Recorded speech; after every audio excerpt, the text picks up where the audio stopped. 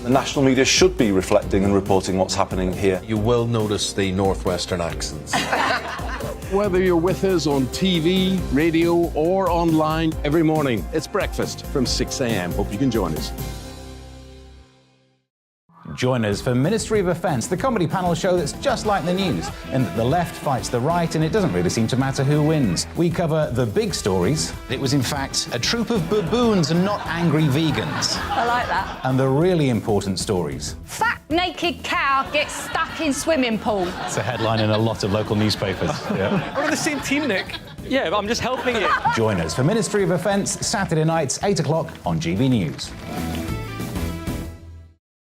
I'm Dan Wootton. Join me Monday to Thursday from 9 to 11 for the feistiest and most fun news debate on TV, where free speech reigns. I'll bring you a sharp take on the day's biggest stories, bombshell newsmaker interviews, and A-list guests.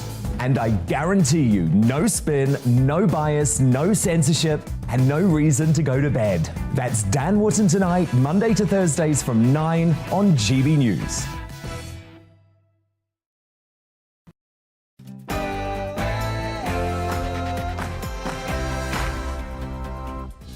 A very good morning, everybody. This is To The Point on GB News with me, Patrick Christys, and Mercy Muroki on your TV, radio and online. We're with you all the way through until midday with a show jam-packed of all the stories that you really care about, expert guests and your opinions as well. Yes, we are. Make sure you get in touch with your views, as usual, on GBViews at gbnews.uk. And we'll get to as many as we can throughout the show, as usual. But first, here's your latest headlines with Rosie.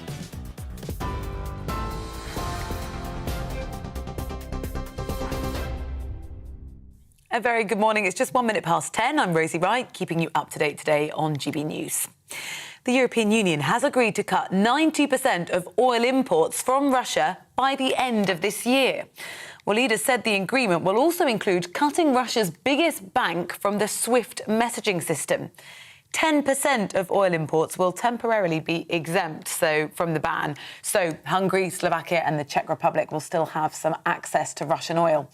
Well, European Commission President Ursula von der Leyen says that the EU plans to fully cut all imports in the near future. Now left over is around about 10 or 11% that are covered by the southern družba. And indeed, here we have agreed this is for the moment being exempted. We have agreed to that the Council will revert to the topic as soon as possible in one way or the other. So this is a topic where we'll come back to and where we will still have to work on. But it is a big step forward, what we did today. Rape victims are being asked to hand over too much personal data, despite a government pledge to overhaul how those cases are investigated. That's the analysis of the UK's independent regulator for data protection, who says excessive scrutiny of those who report rape means they feel like they're being treated as suspects. The Information Commissioner says digital strip searches in which victims' phones are seized for analysis must stop if the police want people to report more attacks. The NHS needs 13,000 more beds to significantly improve A&E wait times, ambulance responses and handover delays. The Royal College of Emergency Medicine says the NHS has lost almost 25,000 beds across the UK in the past 12 years. The college's vice president said the situation was dire and demands action ahead of next winter. More than 1 in 10 people have skipped meals due to rising food prices, whilst 8% of us have prioritised meals for other family members.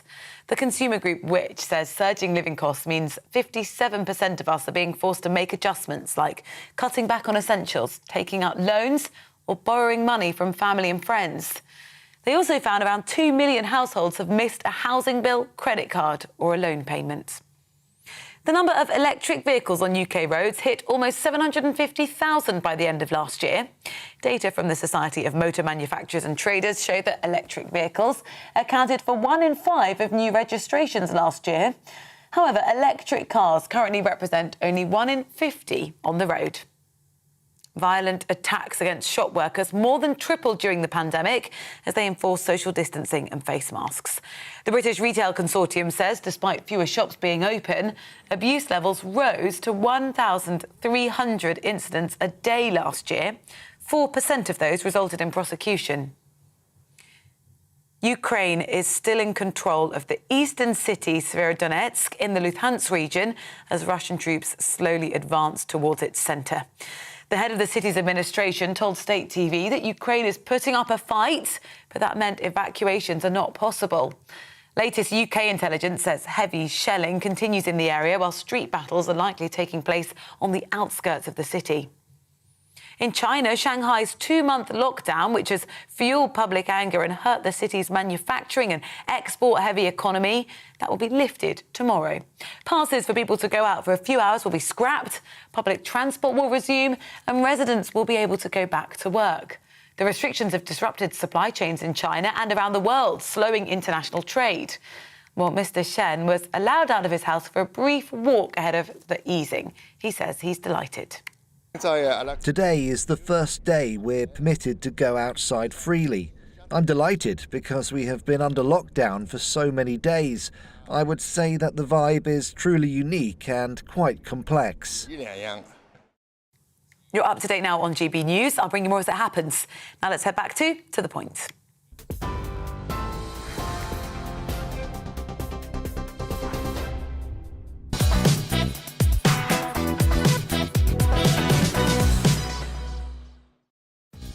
A very good morning to you. It's 10:06 and this is To The Point with me, Mercy Moroki, and Patrick Christie's on GB News, on your TV, radio and online. And we've got another great show lined up for you. Lots of expert guests, lots of discussions as well, our opinions and your opinions. So here's what's on the menu.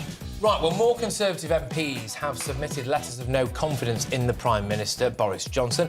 Is this the most significant challenge to Boris Johnson's leadership yet, or just another insignificant coup that the PM will attempt to weather?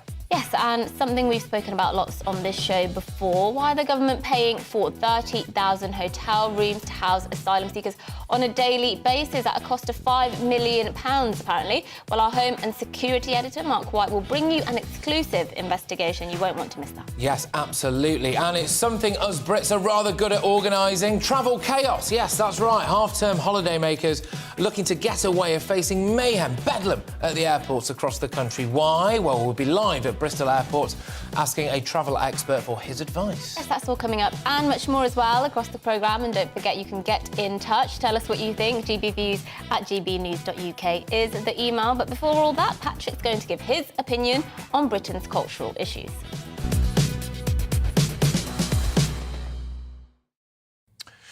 We live in a society where people are so afraid of being called racist that they turn a blind eye to serious crimes and indeed problems. Grooming gangs are an issue in pretty much every major town and city in the UK. We know they exist, we know what tactics they use, we know that it's mostly men of Pakistani heritage or South Asian heritage, and we know that the victims are mostly young, working-class white girls. And yet nothing really happens. As far as I can tell, the tactics our police force uses to tackle grooming gangs is this: let them get away with it for years, eventually lock a few of them up for a couple of years, and then release them back into the same community they desecrated so they can bump into their victims at the shops. Oh, and of course, as well, if we're lucky, you and I, the taxpayer, we get to pay for their legal defence so they can avoid deportation. The independent inquiry into child sexual abuse literally acknowledged that the fear of stoking racial tensions got in the way of grooming gang investigations. The implication there, then, is that if the police are given a straight choice between not offending the Muslim community and saving the lives of vulnerable young white girls, they'll prioritise not offending the Muslim community.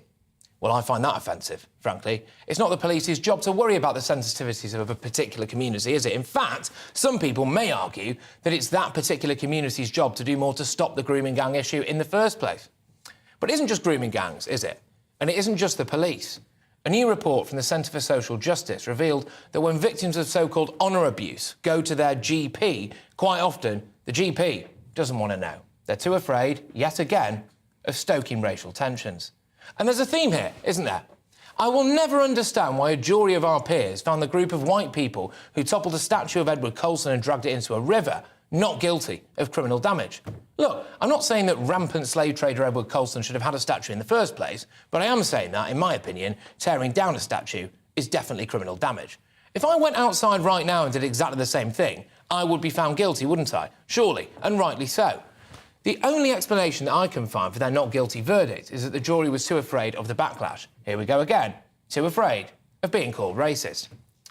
Police taking the knee outside Downing Street. What on earth was that about? If the Black Lives Matter lot had been Liverpool fans, presumably they'd just been tear-gassed instead. But it isn't just race, no, not at all. It's the eco-mob as well. Insulate Britain, or insulate prison, as I call them, because that's where they all should be. They could shut off motorways, arterial routes through our capital, and that was just fine. People couldn't get to hospital, people died, actually. People couldn't get to work. Extinction Rebellion, they shut our capital city down and cost our economy billions of pounds. But we'll just let them crack on, will we? Why? Well, because we wouldn't want to be climate deniers now, would we? Even Stevie Wonder can see that it's a terrible idea to allow men who identify as women to go into female spaces, toilets, prisons, sporting events, etc. But we let it happen. Why? Because people don't want to be labelled transphobic. I'd rather be labelled a racist, transphobic climate denier than turn a blind eye to this absolute madness. Why? Because I'm confident that I'm on the right side of history, and I suspect that most of you watching this right now will be on the right side of history as well. Don't be scared to call out something when you think it's deeply wrong. After all, we keep being told that silence is violence, don't we?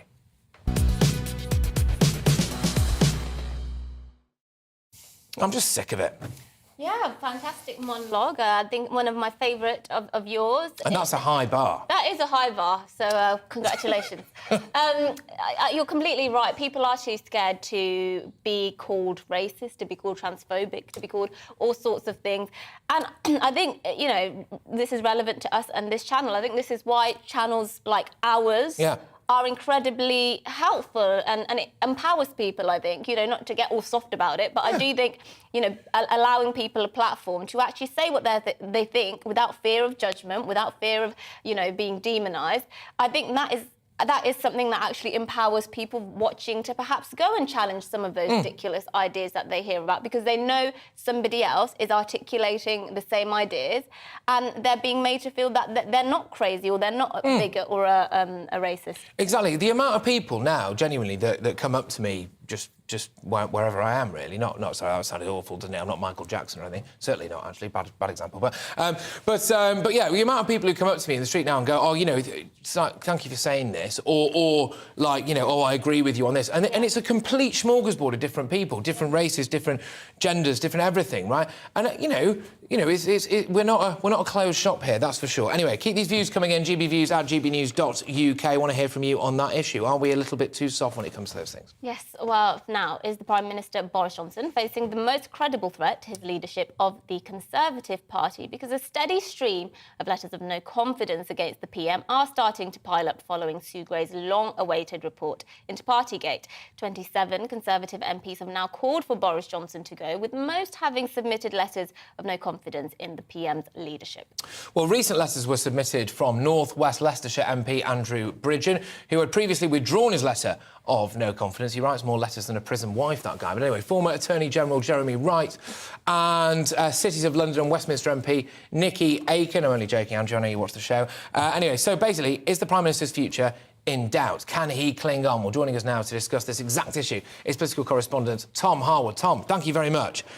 Is he safe or not?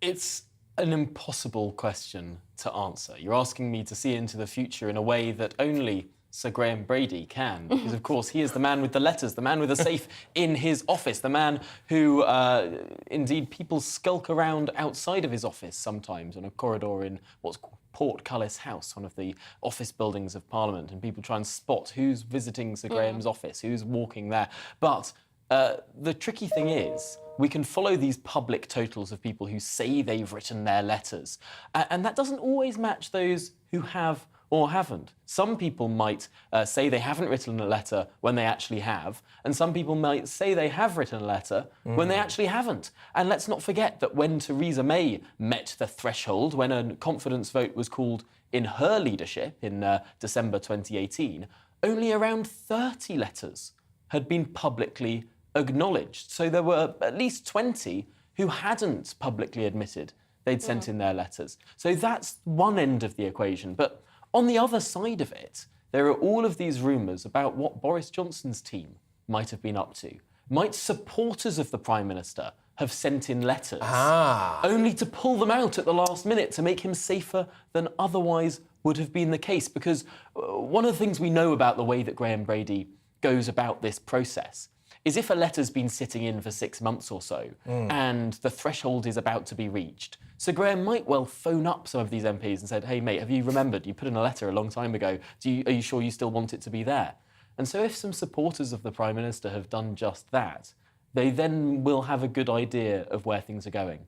But the other half of this conversation, of course, is you can't remove a Prime Minister with just 54 letters. That's only to start the mechanism for a confidence vote. You'd need at least 180 Conservative MPs, more than half the parliamentary party, in order to then dislodge the Prime Minister and force a leadership contest. So this 54 number is actually a relatively low threshold. That's just about getting that confidence vote in the first place. And I don't think many people are suggesting that Boris Johnson would lose the confidence vote were it to happen in short order, but he may well slip into the territory of one being held. And let's talk about that choice that people, Conservative MPs and party members might eventually be faced with, because one thing that has been said throughout this entire saga is that there is nobody else to replace Boris Johnson. That's why he's stuck around so long, because they know he's a vote winner. Are you seeing now people perhaps lining up and putting themselves in the position where they could be considered by their parliamentary members to be potential leaders? Interestingly, there is less whining and dining going on, less overt campaigning. Just more whining. There was just a lot of whining and no cheesing. No.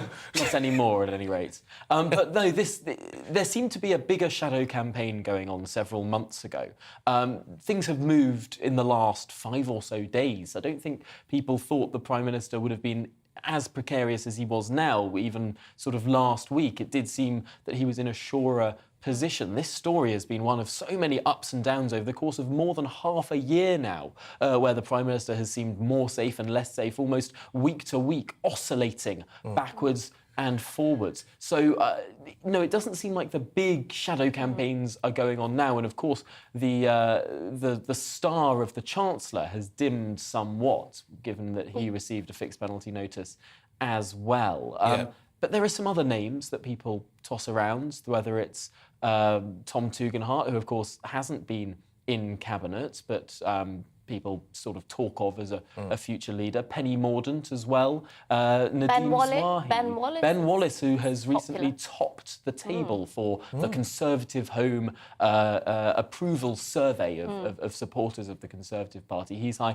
And, of course, Liz Truss as well, who's been spoken of for quite some time now. So there's a broad array of possible candidates, although no one really leading the field in the way that had been the case beforehand. And I think, Mercy, that means you're right. Because there isn't an immediate successor, what there may well be is, if this goes badly for the Prime Minister, a messy leadership election, which might not be what the party needs right now. And also, something that's under-considered, I think, the sense of churn, the sense of chaos. If we, in the course of the last 5 years, have rattled through 4 different Prime Ministers, or 6 or 7 years rattled through 4 different Prime Ministers, that might well not be the saving grace of the Conservative Party. That may well be a signal to the public that this is a party that is not in control. Yeah, Tom, look, thank you very, very much. Someone who definitely is very much in control. Tom Harwood there, our political correspondent, whizzing you through the very latest. Will Boris face a no-confidence vote? How many letters has Sir Graham... But does he actually keep them in a safe? Just yeah, fair enough. There you go. Let's clear that up. Right, OK.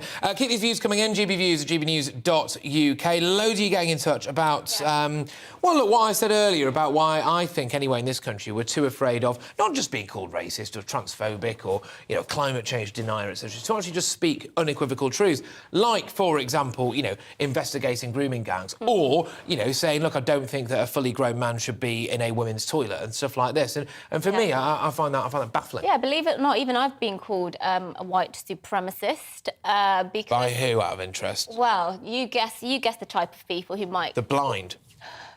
Well, no, the lefties, the very hardcore lefties, because again, when you. The funny thing is, they think when you're black, you have to think a certain way, or when you're an ethnic minority, you have to think a certain way if you're pro, you know, Black lives. So whenever I say anything that's slightly conservative, you know, I get some stick from that group of people. You know what? I've noticed that, actually. I'm glad you've raised that, because we regularly talk about things like stop and search, for example, this, that and the other. And quite often you will raise views, or, you know, Inaya, when she's here as well, will raise views on that. And because you don't toe the kind of, well, quotes unquote, party line, I suppose, on this particular issue, I've found that when I've been interviewing someone who is black on those issues, I will say things like, I'll question, you know, the stop and search, this, that and the other. Yeah. And I don't really get any pushback. But then when someone like yourself does, it kick off. It does. But they can't shut me up, so... That's for sure, yes. GBViews at gbnews.uk, keep them coming in. Yes, next we're going to be talking about why the Home Office is paying for 30,000 hotel rooms a day to house asylum seekers waiting for their applications to be decided on, while our security editor Mark White has been investigating this, and we'll be bringing you that shortly. Hello, Alex Deacon here with your latest weather updates. It's another day of heavy showers, particularly across eastern parts of England, southeast Scotland. There's some spots seeing some sunny spells, but it's on the cool side. High pressure is nearby, but low pressure is sitting right over us, allowing the air to rush up through the skies and create the heavy showers. Not many isobars on the chart, so again the winds are light, so again the showers are slow moving. Heavy ones particularly across the borders of Scotland, down into northeast England, down towards Lincolnshire. Some thunderstorms likely in this zone, but heavy showers elsewhere as well. Not many for South Wales and southwest England. Here, many places having a dry, fine afternoon with sunny spells, and here we could get to 17 or 18, but generally temperatures only in the mid-teens. A lot of cloud for Northern Ireland, turning quite damp here through the rest of the day, and that wet weather will then march its way slowly towards parts of Wales and northwest England overnight. The heavy showers in eastern areas will continue well into the evening before tending to fizzle out in most places as we head towards dawn. And again, it's not going to be a warm day, so overnights with clear skies it's going to be quite chilly with temperatures well down into single figures. Another fresh start then on Wednesday. Some sunshine around early on, but this zone of cloud and showers over the Midlands, northwest England will work again to the east. So by the afternoon, it will once more be eastern parts of England that see a lot of heavy showers. A drier day for Scotland and Northern Ireland. And again, not many showers for Wales and southwest England. So many western areas largely dry tomorrow with some sunny spells. But again, in the east, there will be showers. And again, they will be on the heavy side, and temperatures in most places only in the mid-teens. The showers will fade somewhat through Wednesday evening, which leads into things turning a bit drier as we head towards the long weekend. Drier and with some sunshine, a bit warmer, not completely free from showers, however. Bye for now.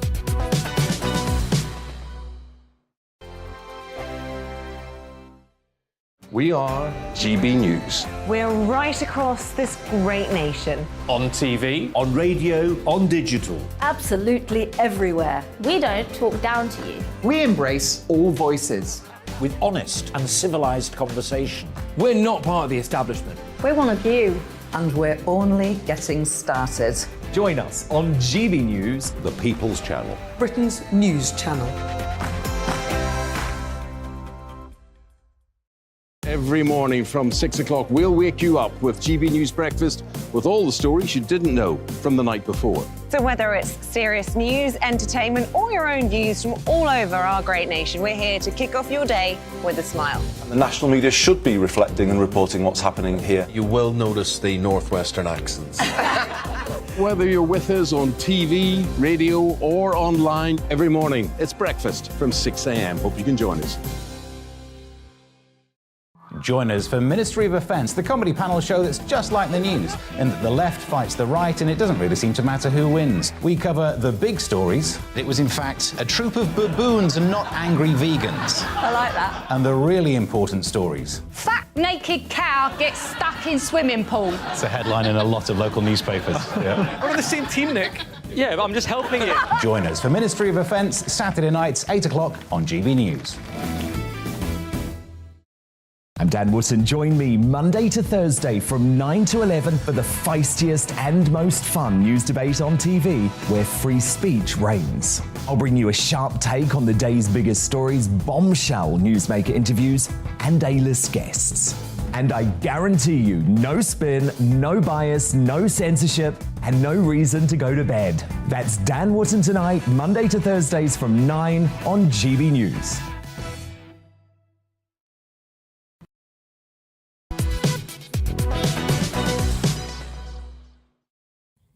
Good morning, it's 10 at 24 and this is To The Point with me, Mercy Moroki and Patrick Christie's on GB News. We're live on your TV, online and radio. We certainly are. Now, GB News can exclusively reveal that up to 30,000 hotel rooms are being requisitioned by the Home Office every single day to house asylum seekers as they wait for their claims to be processed. Yes, as the government grapples with what is a growing accommodation crisis, the first of up to 1,500 asylum seekers will move into an old RAF base in North Yorkshire this week. Is that in Rwanda by any chance? No. Locals in the adjoining village of Linton-on-Ouse have told our Home and Security editor Mark White the plans are ill thought out and will end in disaster.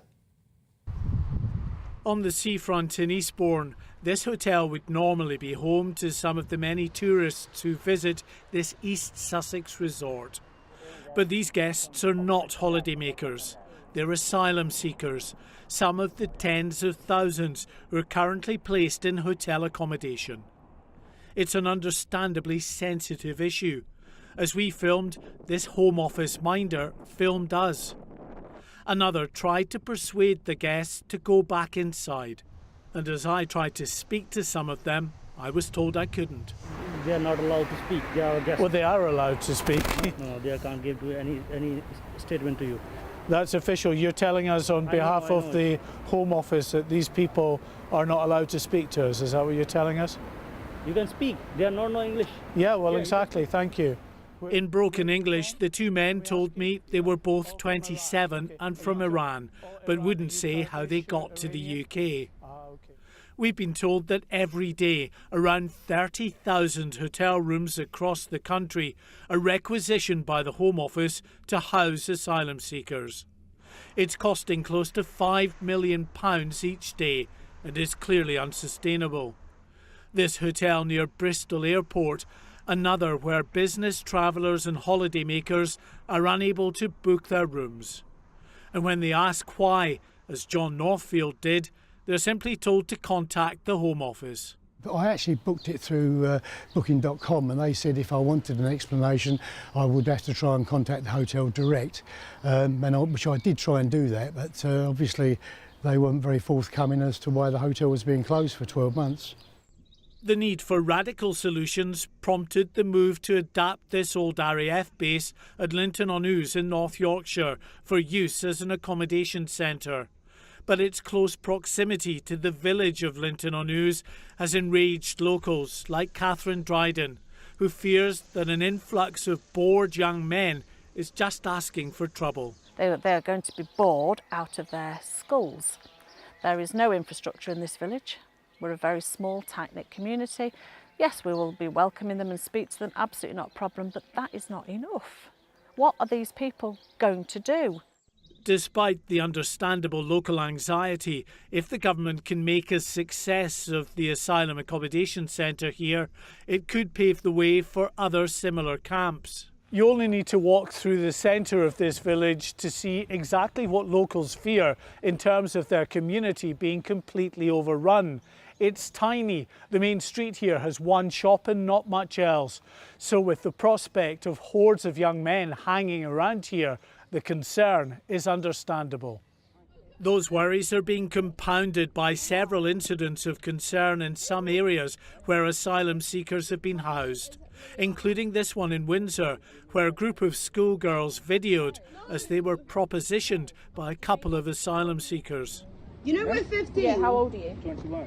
You know we're 15. Who? Us. Oh my! We're 15. She likes me. You're 21 and you're asking for our snaps. We're 15. Walk on, bruv. Walk on. They're young girls, brother. Walk on. Thames Valley Police has confirmed it's investigating this incident. Olga Matthias, who's campaigned against the Linton-on-Ouse centre, believes it's been ill thought out and will end in disaster. Something appalling, or several appalling somethings will happen. The Home Office has no track record of successfully delivering any policy that they've invented. And I use the word invented deliberately because this has definitely not been thought through. The issue of where to accommodate the growing number of asylum seekers is a major headache for the government. Last month, every local authority in the country became part of the National Dispersal Scheme, which will see even more of their housing stock used to accommodate asylum seekers. The pressure on housing stock, on hotels, the need to adapt old military bases will continue as long as the small boats keep coming across the channel.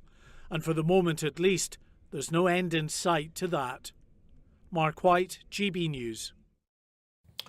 Yeah, well, Mark White joins us now. Cracking report, that, Mark. Thank you very much for that. And he's live from Linton-on-Ouse. Mark, I've got to be honest with you, I've got to compose myself here because I'm absolutely fizzing. That kind of stuff that we've seen there with the schoolgirls is it's really wound me up because it's going to happen all the time, this. But anyway, look, Mark, I mean, can anything actually really be done about this in practice? The Home Office have made their decision, haven't they? They have, yeah. Around the village, I think there's a sense of quiet resignation, really, that they've fought over recent weeks a very vigorous campaign to try to highlight what they say is the sheer stupidity of more than doubling the size of this village from 700 to include 1,500 asylum seekers in the coming days. OK, 60 will arrive initially. It will be a phased introduction, but within a couple of months or so, there will be 1,500 asylum seekers here. And there are no amenities in the village. This is the village hall behind me. The sign's just outside saying that the post office has now opened up. So that's the post office. Just across behind the camera is the village store, just a tiny little store. And that's it. There's nothing else for these people to do. And they will be free to come and go from the base. They're not prisoners in the base. And that's what people here are very concerned about. They'll be bored and looking for something to do to entertain themselves over the course of the time that they're here. And there's all kinds of potential problems ahead, according to the villagers. But the government, of course, has got to do something because if we look at the asylum figures for the year to March, there were applications for some 65,000 people to claim asylum. Now, 31,000 of those in the year to March came across on small boats, and there's no let-up in that activity. There's been bad weather of late, but every time weather conditions improve, and they've improved again today, more boats are crossing the channel. 5 boats, we understand, so far today are being taken as we speak into Dover and Dungeness, offloading dozens of asylum seekers there, and they feed into the system. Thousands potentially, when the summer months come, thousands each month that then have to be housed in hotel accommodation, as we heard, some 30,000 rooms that they're looking to accommodate them in every single day. In addition to that, local authorities are being asked to make more of their council houses available, which obviously then has knock-on effects for those in a local community that want to get a council house in their local area. And then one potential solution is to open up these old military bases, but it's very controversial, understandably.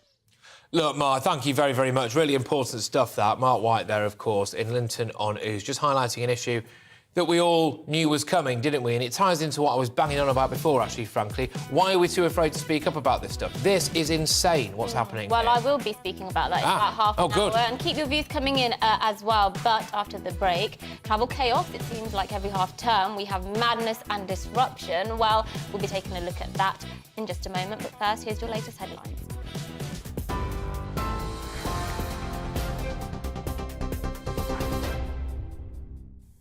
Good morning, it's 10:33. I'm Rosie Wright, keeping you up to date on GB News. The European Union has agreed to cut 90% of oil imports from Russia by the end of this year. The remaining 10% of imports will be temporarily exempt from the ban so that Hungary, Slovakia and the Czech Republic will still have some access to Russian oil. European Commission Chief Ursula von der Leyen says the EU plans to fully cut all Russian oil imports in the near future. Now left over is around about 10 or 11% that are covered by the southern Družba. And indeed, here we have agreed, this is for the moment being exempted. We have agreed to that the Council will revert to the topic as soon as possible in one way or the other. So this is a topic where we'll come back to. and where we will still have to work on. But it is a big step forward, what we did today. Former Minister Andrea Leadsom has criticised the Prime Minister, saying she agrees with Sue Gray's conclusions that there have been significant failures of leadership in Number 10. In a letter to her constituents, the Tory MP said it's extremely unlikely that senior leaders were unaware of what was going on. Dame Andrea says each Conservative MP must now decide on the right course of action that will restore confidence in our government. Rape victims are still being asked to hand over too much personal data, despite a government pledge to overhaul how these cases are investigated. The Information Commissioner says digital strip searches, in which victims' phones are seized for analysis, must stop if police want people to report attacks. Troops have conducted Jubilee rehearsals in central London today ahead of Sunday's Platinum Pageant service. Service personnel from the Royal Navy, British Army and Royal Air Force marched this morning one final time before this weekend's celebrations. TV online and DAB+ radio, this is GB News.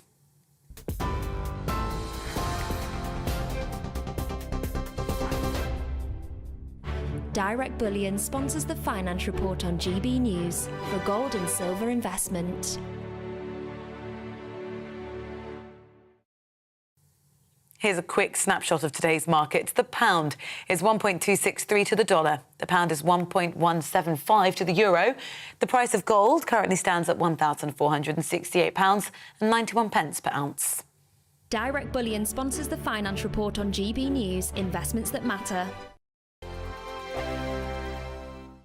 We are GB News. We're right across this great nation. On TV, on radio, on digital. Absolutely everywhere. We don't talk down to you. We embrace all voices. With honest and civilised conversation. We're not part of the establishment. We're one of you. And we're only getting started. Join us on GB News, The People's Channel. Britain's news channel. Every morning from 6 o'clock, we'll wake you up with GB News Breakfast with all the stories you didn't know from the night before. So whether it's serious news, entertainment, or your own views from all over our great nation, we're here to kick off your day with a smile. The national media should be reflecting and reporting what's happening here. You will notice the northwestern accents. Whether you're with us on TV, radio, or online, every morning, it's breakfast from 6 a.m. Hope you can join us.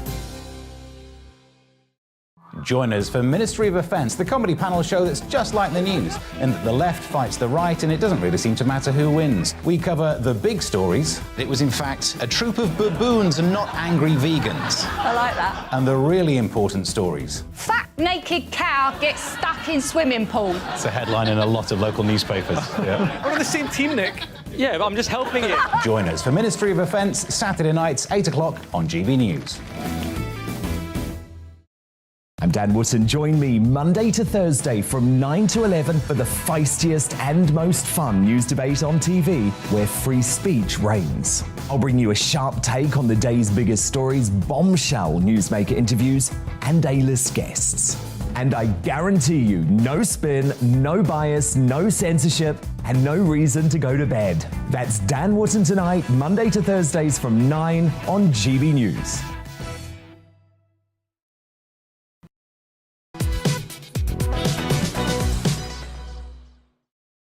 A very good morning, everybody. It's 10:38. This is To The Point with me, Patrick Christys, and Mercy Muroki on GB News, live as ever on your TV, online and radio this morning. Yes, now holiday makers looking to get away for the half-term or Jubilee Bank holiday have faced mayhem at airports across the country. Families have been forced to sleep on airport floors and furious passengers are facing queues as long as 5 hours. That comes amid fears that the chaos could last until summer. Yes, well, our South West reporter, Jeff Moody, is outside Bristol Airport for us now. Jeff, great to see you. What can you tell us? Well, some people have been waiting here since 3 o'clock this morning. They're describing the situation as carnage. Day 2 of carnage and no sign of it letting up at all.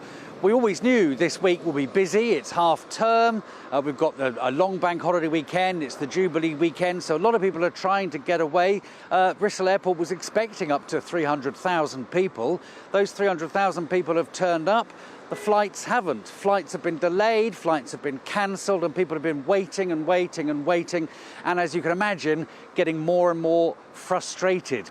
It's the lack of information, some people are telling me. They're saying that they haven't heard what's going on, they're not told anything. I'm even hearing stories of some people that got as far as sitting down in their seats on the plane before being told that it wasn't taking off.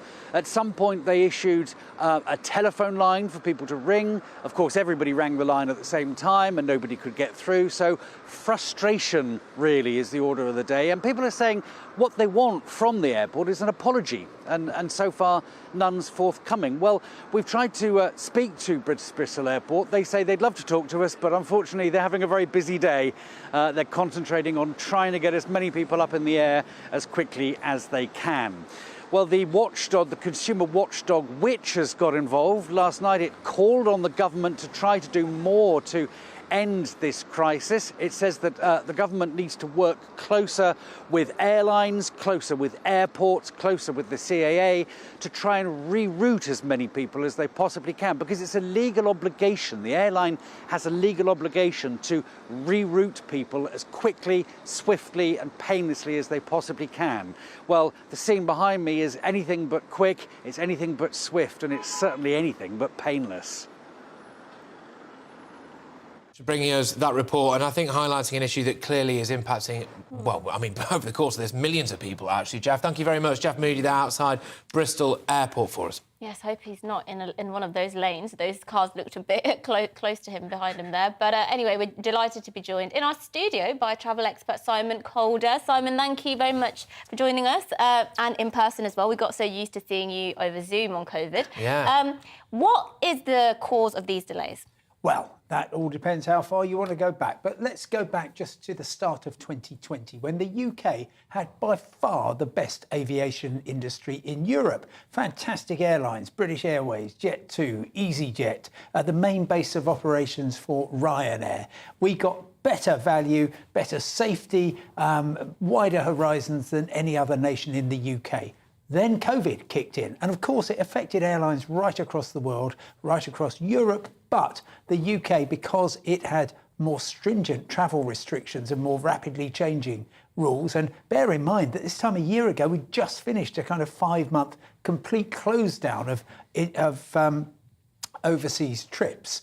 The aviation industry was on its knees, at times going to 5% of where it had been. And you can't go from 5% to 100% immediately, not least because so many great people have been lost from the business. Yeah, I just think, you know, I suppose as a punter, really, when it comes to airports, you know, they need to get a grip, don't they? I understand there are issues, don't get me wrong, but, like, you know, it is a business at the end of the day, but it's also more than that. It's a representation of Britain. When people come here, you know, and they see travel chaos, right, they don't want to come back. No, and we've had Patricia Yates, the Chief Executive of Visit Britain, saying the last thing that this country needs is depictions of airport chaos, because it puts people off, which is absolutely the case. But the trouble is, and lots of people, including the government, are extremely angry with the airlines and the airports for failing to effectively staff up. But I'm talking to the airports, the airlines, to recruitment consultants, and they're saying, well, I'm sorry to mention it, Brexit.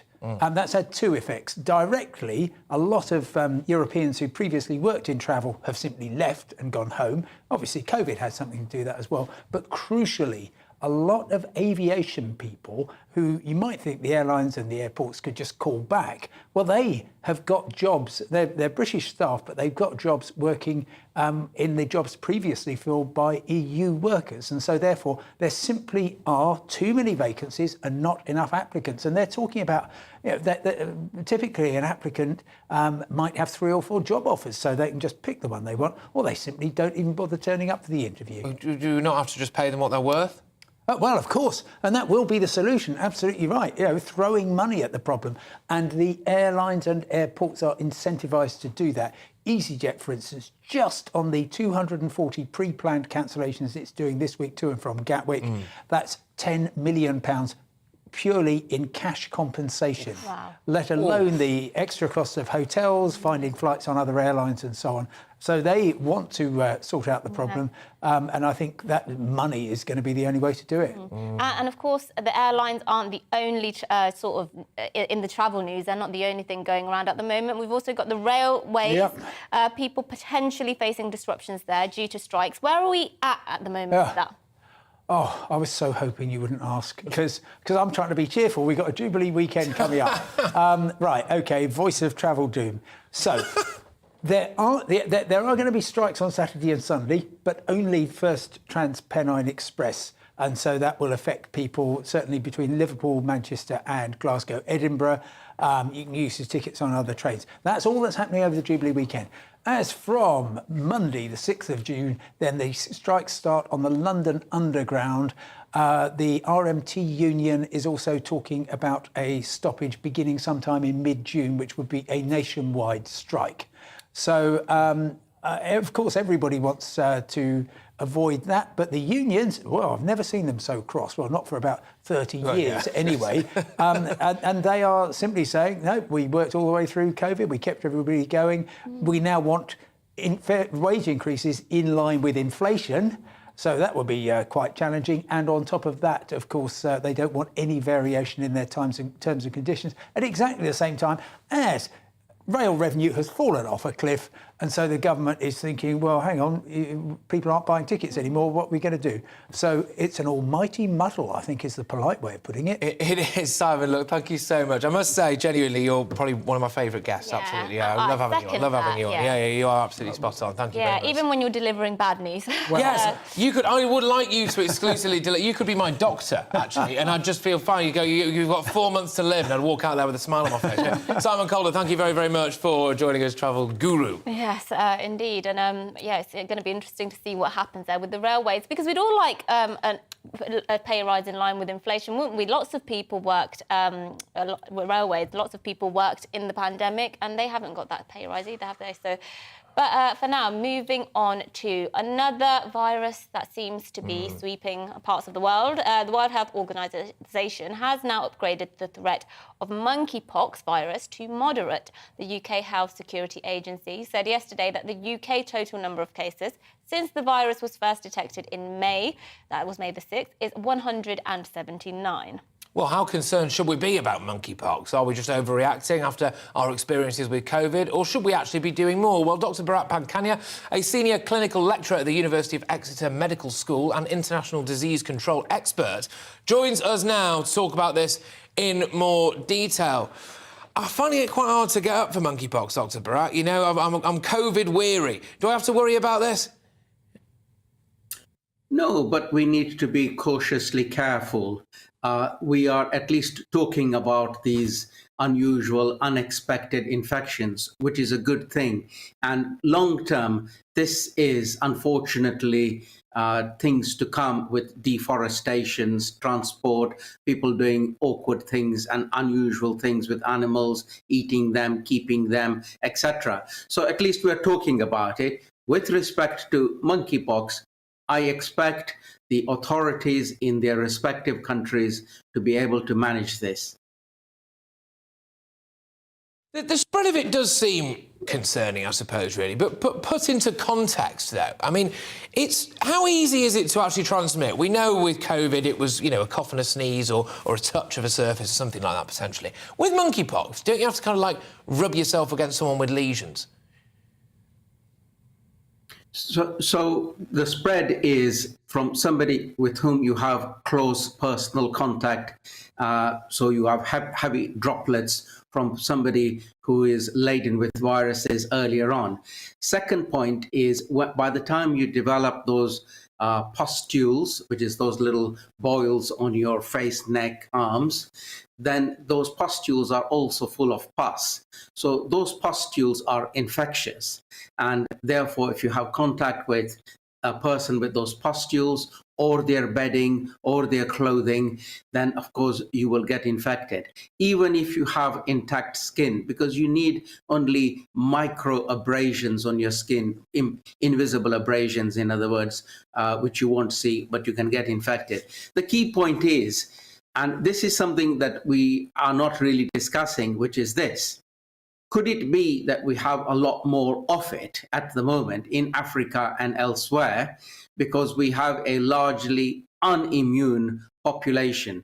So what I mean by that is until 40 years ago, we were immunizing against smallpox, which provides cross immunity to monkeypox. But as we've stopped doing that, anyone aged under 50 wouldn't have that immunity and therefore more likely to get infected, more likely to spread it. I'm not advocating for a moment that we start immunizing against monkeypox to protect against monkeypox outbreaks. But in selected places, of course, we can do that. Well, Dr. Pankania, thank you for guiding us through that. Always very informative, and we'll see you next time. Thank you. Now, See you next pandemic. Don't say that. Yeah. We'll jinx it all. Absolutely. Wow, what have I done, eh? Anyway, right, go on. Well, let's take you through some of the other lighter headlines you might have missed. A fish and chip shop in Coventry has gone viral on social media platform TikTok, prompting a swarm of adoring teenagers to visit the takeaway. Right, well, staff at Binley Mega Chippy in Coventry realised something was up when customers began appearing from all over the UK and, in fact, abroad in recent days. Well, visitors appear to have been drawn to the fast food restaurant by a catchy music video posted on TikTok, which has now been viewed more than 500,000 times. There we go. So do we actually have that? No? We're going to get it. Right, OK, might be nice. But anyway, there we go. We could interpret it. No, we can't really. That's fine. Anyway, a 36-year-old man has been arrested and placed in psychiatric care after he smeared a glass screen encasing the Mona Lisa in cake in a purported protest against artists not focusing enough on the planet. Yes, well, officials at the Louvre Museum in Paris declined to comment on the quite bizarre incident on Sunday. For our radio viewers, we are showing images. There are images of the man sort of ambushing Mona Lisa with cake. This was captured on several phones and circulated widely on social media. The work is, of course, by Leonardo da Vinci, which has been the target of vandalism attempts in the past, but bulletproof. It was unharmed, we can report. So I didn't realise this. The glass around the Mona Lisa is bulletproof, just in case someone wants to, assassinate the Mona Lisa. Yeah. Have you seen the Mona Lisa? No, I've seen it, but not in person. Yeah. I've heard it's very underwhelming.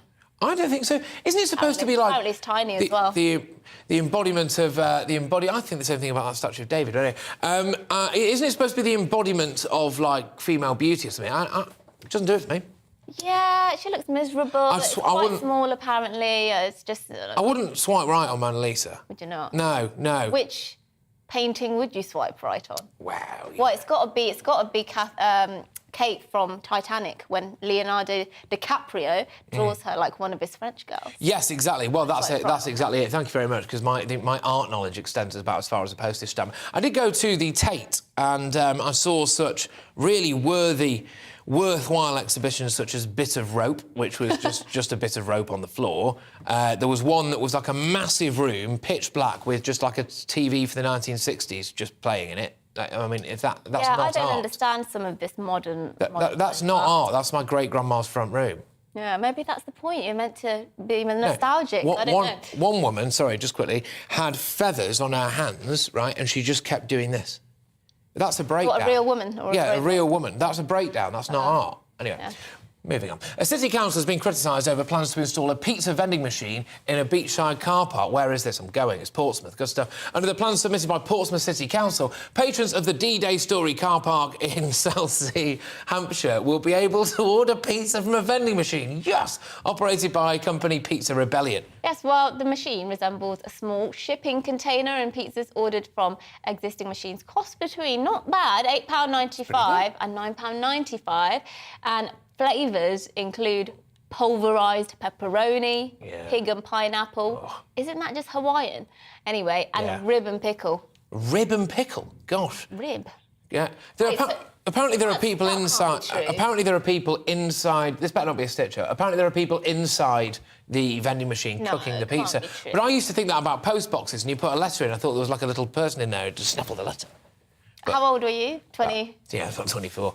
But anyway, right. Now, primary school children could soon be offered insects as part of their school dinners. If this is Jamie Oliver again, I'd be livid. To help with the environment, crickets, grasshoppers, silkworms, locusts and mealworms will be discussed as options and presumably then dismissed as an alternative protein source. Yes, well, with 4 primary schools in Wales piloting the scheme, this comes amid a 2020 study by the International Platform of Insects for Food and Feed, which found 9 million European consumers ate insects in 2019. That's quite a big number, 9 million. Well, insect farms are believed to emit 75% less carbon than traditional livestock. But are children more likely to eat bugs over a normal lunch? I mean, it's hard enough getting them to eat regular food. Look, it was one thing taking away turkey twizzlers. It's another thing replacing it with the cricket, OK? Have you ever eaten a bug deliberately? I have. Yeah, I'm not a fan. Have you had some? Yeah, I've had crickets, I've had mealworms, I've had all that stuff. Worms, step too far for me. But having said that, kids do eat worms in the garden, so maybe there's a business idea there. Well, maybe. I mean, garden worms. Garden worms. But I mean, where does this end? You know what? So up next, we've got some plankton for our kids. All I care about is it tasty? Is it, you know, is it going to kill me? No. OK, then I'll give it a go. Yeah, but I don't know, I just found them so dry, and then you end up, like, choking on a beetle, and you just don't want to be there, do you? Anyway, right, now, a little reminder that every single Wednesday we hand our show over to you. It's your show, full of your ideas and what you want us to talk about, so what you think are the most important stories. Yes, well, you can tell us the subjects that you want covering, the questions that need answering, and who you want to see us talking to. We've had lots of emails already this week making suggestions for tomorrow's show, so keep them coming in to thepoint@gbnews.uk is the email. And tomorrow we will, of course, be back discussing all those stories. Yes, indeed. We'll keep your thoughts coming into us as well, gbviews@gbnews.uk. We'll be back with more of today's top stories and plenty of your views after this very short break. Don't go away. Hello, Alex Deakin here with your latest weather updates. It's another day of heavy showers, particularly across eastern parts of England, southeast Scotland. There's some spots seeing some sunny spells, but it's on the cool side. High pressure is nearby, but low pressure is sitting right over us, allowing the air to rush up through the skies and create the heavy showers. Not many isobars on the chart, so again the winds are light, so again the showers are slow moving. Heavy ones particularly across the borders of Scotland, down into northeast England, down towards Lincolnshire. Some thunderstorms likely in this zone, but heavy showers elsewhere as well. Not many for South Wales and southwest England. Here, many places having a dry, fine afternoon with sunny spells, and here we could get to 17 or 18, but generally temperatures only in the mid-teens. A lot of cloud for Northern Ireland, turning quite damp here through the rest of the day, and that wet weather will then march its way slowly towards parts of Wales and northwest England overnight. The heavy showers in eastern areas will continue well into the evening before tending to fizzle out in most places as we head towards dawn. And again, it's not going to be a warm day, so overnight with clear skies it's going to be quite chilly with temperatures well down into single figures. Another fresh start then on Wednesday. Some sunshine around early on, but this zone of cloud and showers over the Midlands, northwest England will work again to the east. So by the afternoon, it will once more be eastern parts of England that see a lot of heavy showers. A drier day for Scotland and Northern Ireland. And again, not many showers for Wales and southwest England. So many western areas largely dry tomorrow with some sunny spells. But again, in the east, there will be showers. And again, they will be on the heavy side, and temperatures in most places only in the mid-teens. The showers will fade somewhat through Wednesday evening, which leads into things turning a bit drier as we head towards the long weekend. Drier and with some sunshine, a bit warmer, not completely free from showers, however. Bye for now.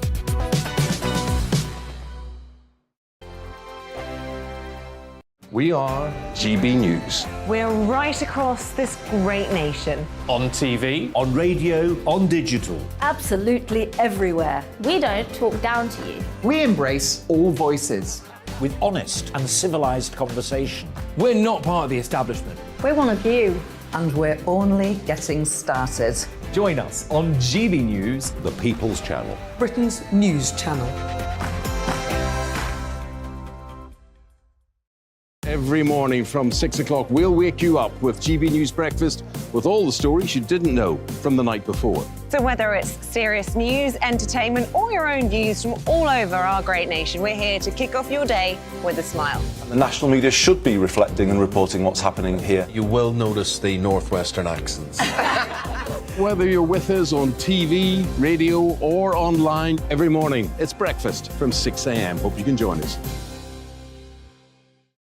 Join us for Ministry of Offence, the comedy panel show that's just like the news, in that the left fights the right and it doesn't really seem to matter who wins. We cover the big stories. It was in fact a troop of baboons and not angry vegans. I like that. And the really important stories. Fat naked cow gets stuck in swimming pool. It's a headline in a lot of local newspapers. Yeah. We're on the same team, Nick. Yeah, but I'm just helping you. Join us for Ministry of Offence, Saturday nights, 8 o'clock on GB News.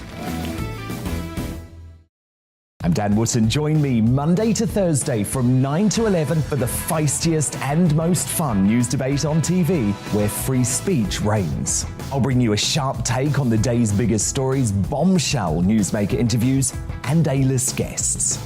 And I guarantee you, no spin, no bias, no censorship, and no reason to go to bed. That's Dan Wootton tonight, Monday to Thursdays from 9 on GB News.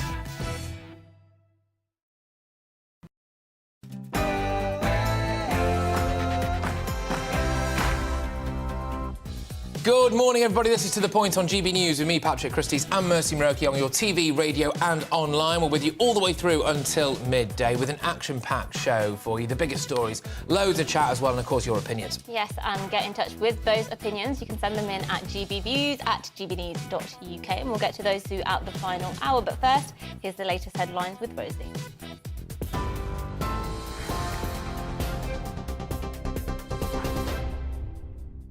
A very good morning to you. It's 11 o'clock. I'm Rosie Wright, keeping you up to date today on GB News. The European Union has agreed to cut 90% of oil imports from Russia by the end of this year.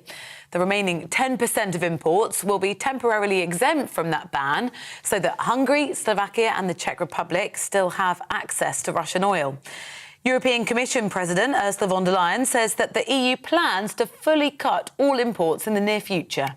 Now left over is the around about 10 or 11% that are covered by the southern družba. And indeed, here we have agreed this is for the moment being exempted. We have agreed to that the Council will revert to the topic as soon as possible in one way or the other. So this is a topic where we'll come back to, and where we will still have to work on. But it is a big step forward, what we did today. Conservative MP Andrea Leadsom says she agrees with Sue Gray's conclusions on Partygate, saying there have been unacceptable failings of leadership that cannot be tolerated and that are the responsibility of the Prime Minister. She's written a letter to her constituents and says it's extremely unlikely that senior leaders were unaware of what was going on in Number 10. Dame Andrea says each Conservative MP must now decide on the right course of action that will restore confidence in our government. Well, 4 Conservative MPs have openly called for Mr Johnson to resign following Sue Gray's report into lockdown rule breaches. Rape victims are being asked to hand over too much personal data, despite a government pledge to overhaul how these cases are investigated. That's the analysis of the UK's independent regulator for data protection, who say excessive scrutiny of those who report rape means they feel they're being treated as suspects. The Information Commissioner says digital strip searches in which victims' phones are seized for analysis must stop if police want people to report attacks. Avon and Somerset Police is the only force in the UK meeting their targets of answering 90% of emergency 999 calls in under 10 seconds. Data released by the Home Office shows 43 other forces failed to do this in the 6 months to April. Northumbria took more than a minute to answer 1 in 6 of its emergency calls. More than 1 in 10 people have skipped meals due to rising food prices, whilst 10% have prioritised meals for other family members. The consumer group Which says surging living costs mean 57% of us are being forced to make adjustments, including cutting back on essentials, taking out loans or borrowing from family and friends. They also found around 2 million households have missed a housing bill, credit card or loan payment. Violent attacks against shop workers more than tripled during the pandemic as they enforce social distancing and face masks. The British Retail Consortium says despite fewer shops being open, abuse levels rose to 1,300 a day last year. Only 4% of those incidents resulted in prosecution. In Ukraine, Russian forces now have control of around half of the eastern city of Severodonetsk in the Luhansk region. That's according to the head of the city's administration, who told state TV that Ukraine is putting up a fight, but that meant evacuations weren't possible. UK intelligence says heavy shelling continues in the area, while street battles are likely taking place on the outskirts of the city. Flight cancellations are continuing to hit holiday-goers, coinciding with this week's school half-term and the long Jubilee bank holiday weekend. Well, EasyJet and British Airways are cancelling flights every day, while passengers at airports such as Heathrow, Gatwick, Manchester and Bristol are reporting long delays. The aviation industry is suffering from staff shortages after thousands were let go during the pandemic. Our reporter Jeff Moody is at Bristol Airport. The advice has been arrive 5 hours before your flight. Well, 5 hours has been and gone, still no flights. There have been a few flights taking off, but for a lot of people, the frustration remains. And the worst thing is they're saying the lack of information. Nobody is really telling them what they can do, what they can't do, when they might be in the air. It's just a massive waiting game, and that's not really what you want at the beginning of what should be an amazing week away. You're up to date now on GB News, and I'll bring you more as it happens. Now let's head back to The Point with Patrick and Mercy.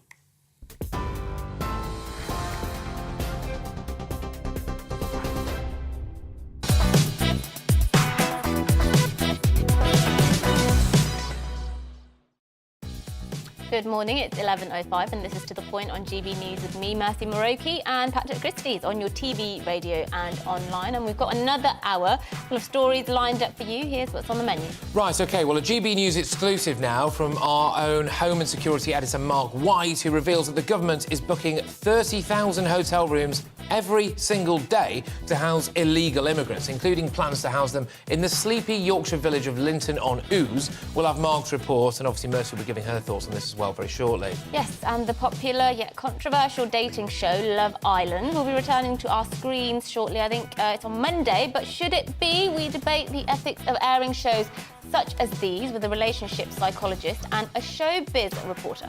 Yes, indeed. And the countdown is on for Her Majesty's Platinum Jubilee this weekend. Our royal reporter, Cameron Walker, the wonderful Cameron Walker, is going to be giving us the latest from people who have their memories of her coronation, OK, which I think obviously is a piece of history, actually, because that was obviously a very long time ago.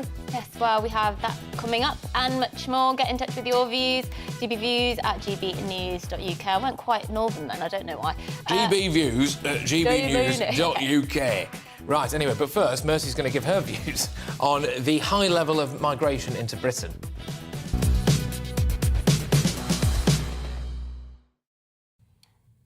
Life's not fair, is it? The opening line of my favourite movie and musical, The Lion King.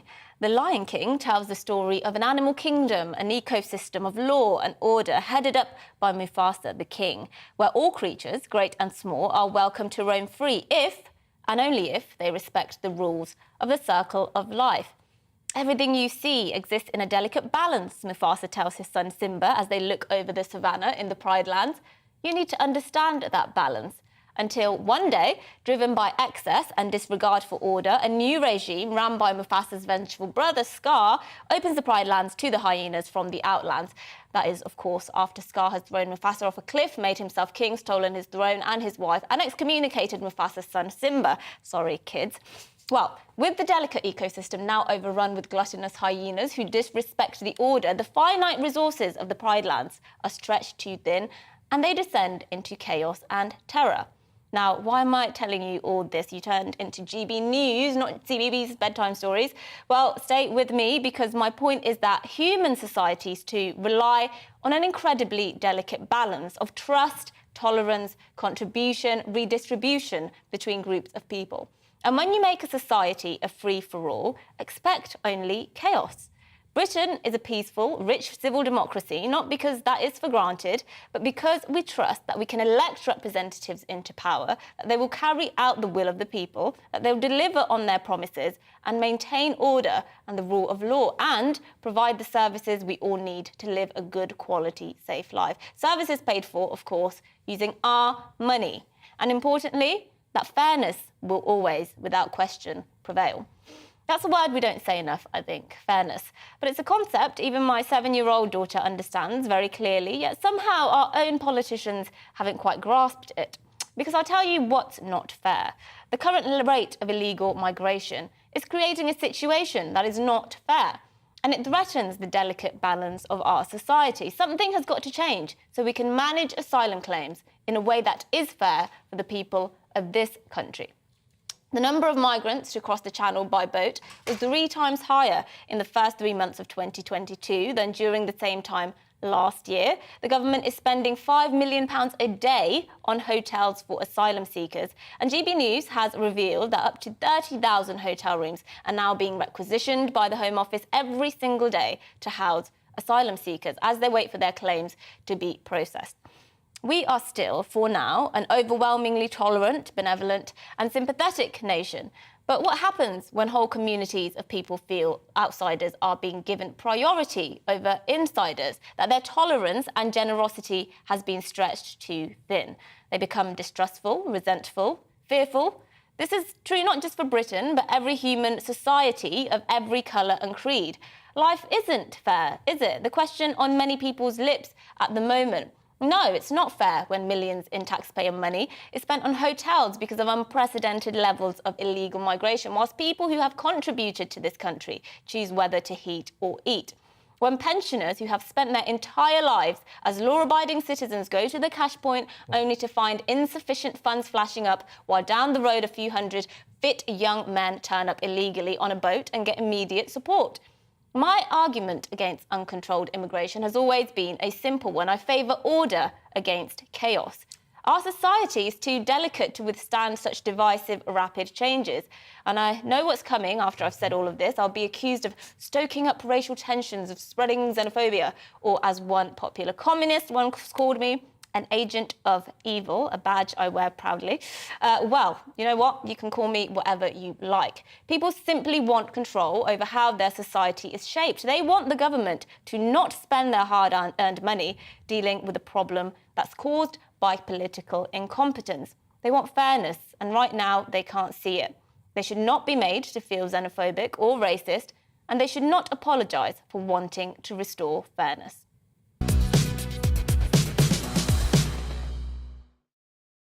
Oh, have a bit of that.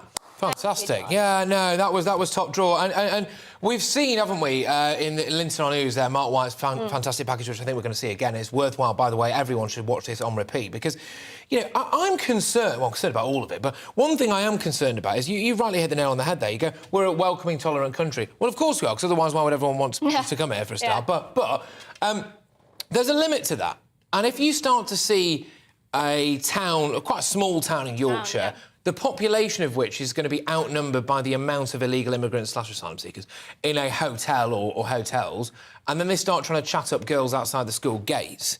I'm concerned that there's going to be a lynching. I'm concerned there's going to be some kind of massive, massive problem. And I'm obviously not condoning that, but I am saying we're sleepwalking towards disaster here, people. And then all of a sudden we won't be a tolerant country, will we? Yeah, and that's my issue because, you know, there's lots of... Brits aren't necessarily against immigration, even when they're anti sort of mass migration. What they want is control over that immigration. And even though immigration is actually going higher now compared to before Brexit, concern about immigration has gone down because people feel like they've retained that control. It's the government that they've elected making the decisions about immigration and not the EU. Yeah.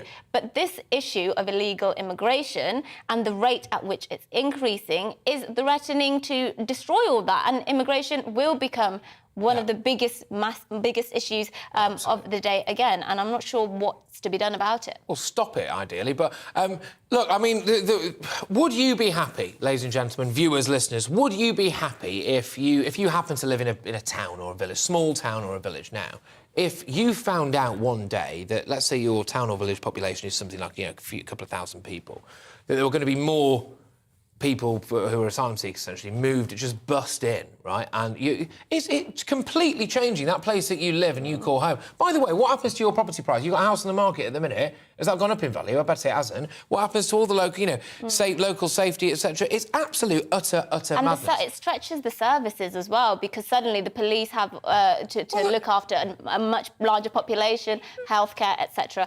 But look, let's take you to that report we were just mentioning there. Our reporter, Mark White, has given us an incredible report, very informative on this exact issue. Let's go to it now. On the seafront in Eastbourne, this hotel would normally be home to some of the many tourists who visit this East Sussex resort. But these guests are not holidaymakers. They're asylum seekers, some of the tens of thousands who are currently placed in hotel accommodation. It's an understandably sensitive issue. As we filmed, this Home Office minder filmed us. Another tried to persuade the guests to go back inside. And as I tried to speak to some of them, I was told I couldn't.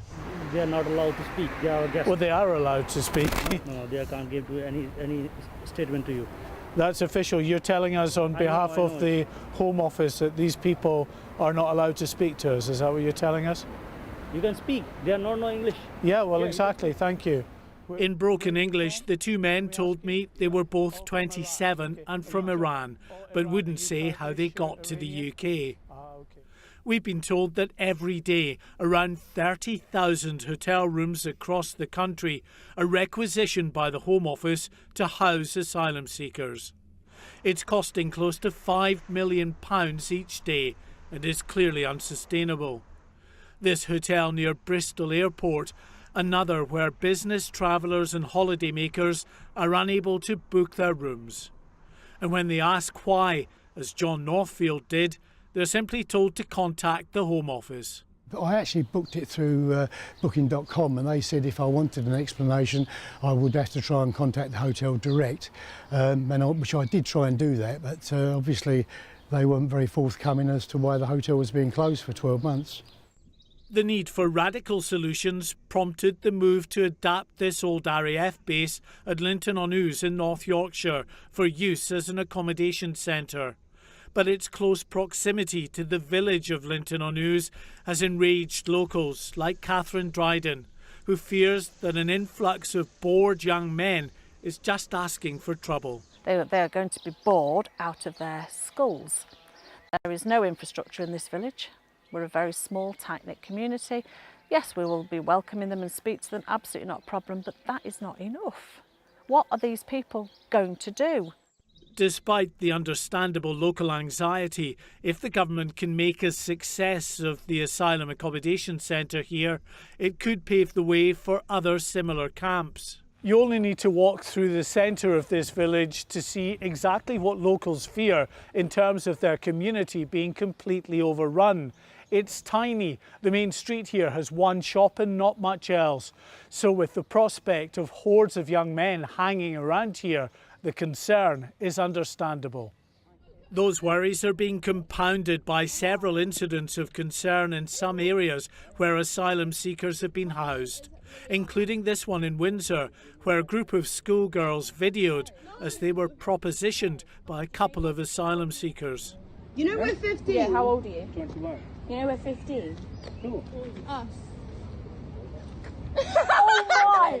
Oh my! We're 15. He likes me. You're 21 and you're asking for our snaps. We're 15. Walk on, bro. Walk on. They're young girls, brother. Walk on. Thames Valley Police has confirmed it's investigating this incident. Olga Matthias, who's campaigned against the Linton-on-Ouse centre, believes it's been ill thought out and will end in disaster. Something appalling, or several appalling somethings will happen. The Home Office has no track record of successfully delivering any policy that they've invented. And I use the word invented deliberately because this has definitely not been thought through. The issue of where to accommodate the growing number of asylum seekers is a major headache for the government. Last month, every local authority in the country became part of the National Dispersal Scheme, which will see even more of their housing stock used to accommodate asylum seekers. The pressure on housing stock, on hotels, the need to adapt old military bases will continue as long as the small boats keep coming across the channel. And for the moment at least, there's no end in sight to that. Mark White, GB News. Yes, right, really good package that from Mark, and yet again, I'm livid about this kind of stuff. It really, really winds me up. And I've got to be honest with you, if I lived in that town, I wouldn't be paying my council tax. You'd be very tempted not to. Yeah, I just wouldn't. Well, let's go to some of your views. Lots of you, of course, appreciating that package there and saying this is an issue you're very concerned about. Louise says, thank you both for always talking about the things that us normal British people care about. Never watch any other news channel. Keep it up. Thank you very much, Louise. Valerie says, nobody mentions holiday makers. The government is taking over hotels, so holiday makers have nowhere to stay. I think Mark actually was speaking to somebody there in that video who had actually booked his hotel to go on holiday, and then it ended up being cancelled, and he was not given any explanation, basically. No, absolutely. Well, there's a Holiday Inn in Maidenhead that is now exclusively an asylum seeker hotel, illegal immigrant hotel, depending on which way you want to look at it. And that was, as far as I'm aware anyway, the biggest hotel in that town, right? And you rip that out. Residents weren't informed, and also now the Home Office as well, which Mark did touch on, are now going to be using up local housing stock to accommodate, so it's not just hotels. So basically, we're going to end up with asylum seeker towns, really, here anyway. But can I just veer away from that quickly? Because I think we've got a couple of minutes left, haven't we, until we go to a break, which is, I had a very special delivery. Now, viewers of my Friday evening show, Friday Night Feast, 7 till 9 p.m, cheeky plug, will know that I do something called Challenge Christie's with varying degrees of success. And one thing I did was land an aeroplane, right? And I've just literally had this handed to me in the studio now, which is my certificate and pilot's flying book. What's that flying book? Right, so it's my logbook. So me, believe it or not, ladies and gents, here we go. Me landing an aeroplane, badly, by the way, very badly, has counted towards the hours that I need to become a qualified pilot. And how many hours is that? Don't know, but I imagine lots more given the way I flew. Do you intend on becoming a pilot? Yeah. Well, I mean, I wouldn't mind. Captain Christie's, I think, has got a ring to it. But I would just like to thank everybody at the Take Flight flying school, and they've got a few locations. They've got a couple in Oxford as well, Take Flight Aviation, and one in Banbury as well. Fantastic stuff. And particularly as well, David Donovan, who is an absolute legend. So thank you very much. I am going to be Captain Christie's, which is a terrifying thought. Well, after the break, Love Island is back, but should it really be? Well, we debate that after the weather.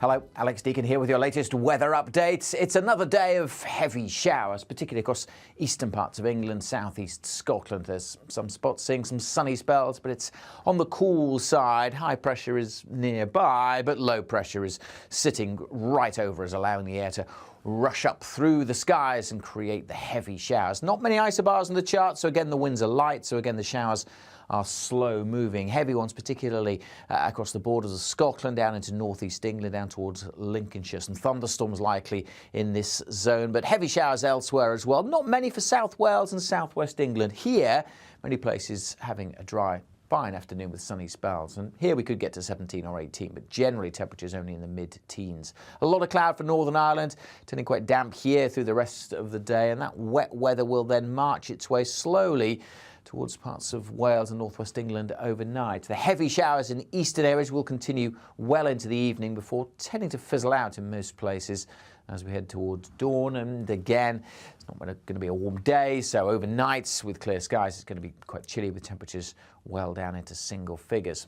Another fresh start then on Wednesday. Some sunshine around early on, but this zone of cloud and showers over the Midlands, northwest England will work again to the east. So by the afternoon, it will once more be eastern parts of England that see a lot of heavy showers. A drier day for Scotland and Northern Ireland.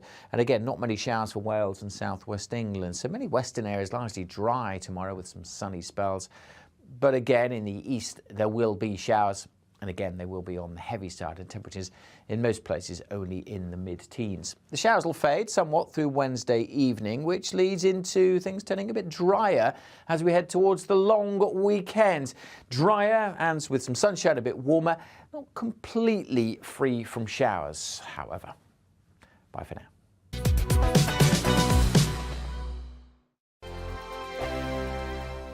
We are GB News. We're right across this great nation. On TV, on radio, on digital. Absolutely everywhere. We don't talk down to you. We embrace all voices. With honest and civilised conversation. We're not part of the establishment. We're one of you. And we're only getting started. Join us on GB News, the People's Channel. Britain's news channel. Every morning from 6 o'clock, we'll wake you up with GB News Breakfast with all the stories you didn't know from the night before. So whether it's serious news, entertainment, or your own views from all over our great nation, we're here to kick off your day with a smile. And the national media should be reflecting and reporting what's happening here. You will notice the northwestern accents. Whether you're with us on TV, radio, or online, every morning, it's breakfast from 6 a.m. Hope you can join us. Join us for Ministry of Defence, the comedy panel show that's just like the news, in that the left fights the right and it doesn't really seem to matter who wins. We cover the big stories. It was in fact a troop of baboons and not angry vegans. I like that. And the really important stories. Fat naked cow gets stuck in swimming pool. It's a headline in a lot of local newspapers. Yeah. we're on the same team, Nick. Yeah, but I'm just helping you. Join us for Ministry of Defence, Saturday nights, 8 o'clock on GB News. I'm Dan Wootton. Join me Monday to Thursday from 9 to 11 for the feistiest and most fun news debate on TV, where free speech reigns. I'll bring you a sharp take on the day's biggest stories, bombshell newsmaker interviews, and A-list guests. And I guarantee you, no spin, no bias, no censorship, and no reason to go to bed. That's Dan Wootton tonight, Monday to Thursdays from 9 on GB News. Hello, I'm Michelle Dewberry, and you can join me every weekday 6 till 7 on Jubes and Kerr. Me and my panel will get stuck right into the day's events, and I can tell you, in fact, I can warn you, expect some robust debates, some strong opinions and perspectives from both sides of the fence. It's about you at home as well. I love to read out all of your comments, or at least as many as I can. So join me, Michelle Dewberry, Monday to Friday, 6 till 7 on Jubes and Kerr. Hello, I'm Patrick Christie's. And I'm Mercy Moroki. Make sure that you join us Monday to Thursday, 10 a.m. until midday, right here on GB News for To The Point. We're not afraid to talk about the topics that matter to you or the big topics that always matter. We cover absolutely everything, from the breaking political stories of the day to law and order, what's going on in the channel. We're not afraid to hold people to account. We always make sure we include your views on our show. Indeed, if you're thinking it, you can guarantee that we're saying it. So make sure you join the conversation with us, 10 a.m. until midday, Monday to Thursday for To The Point on GB News.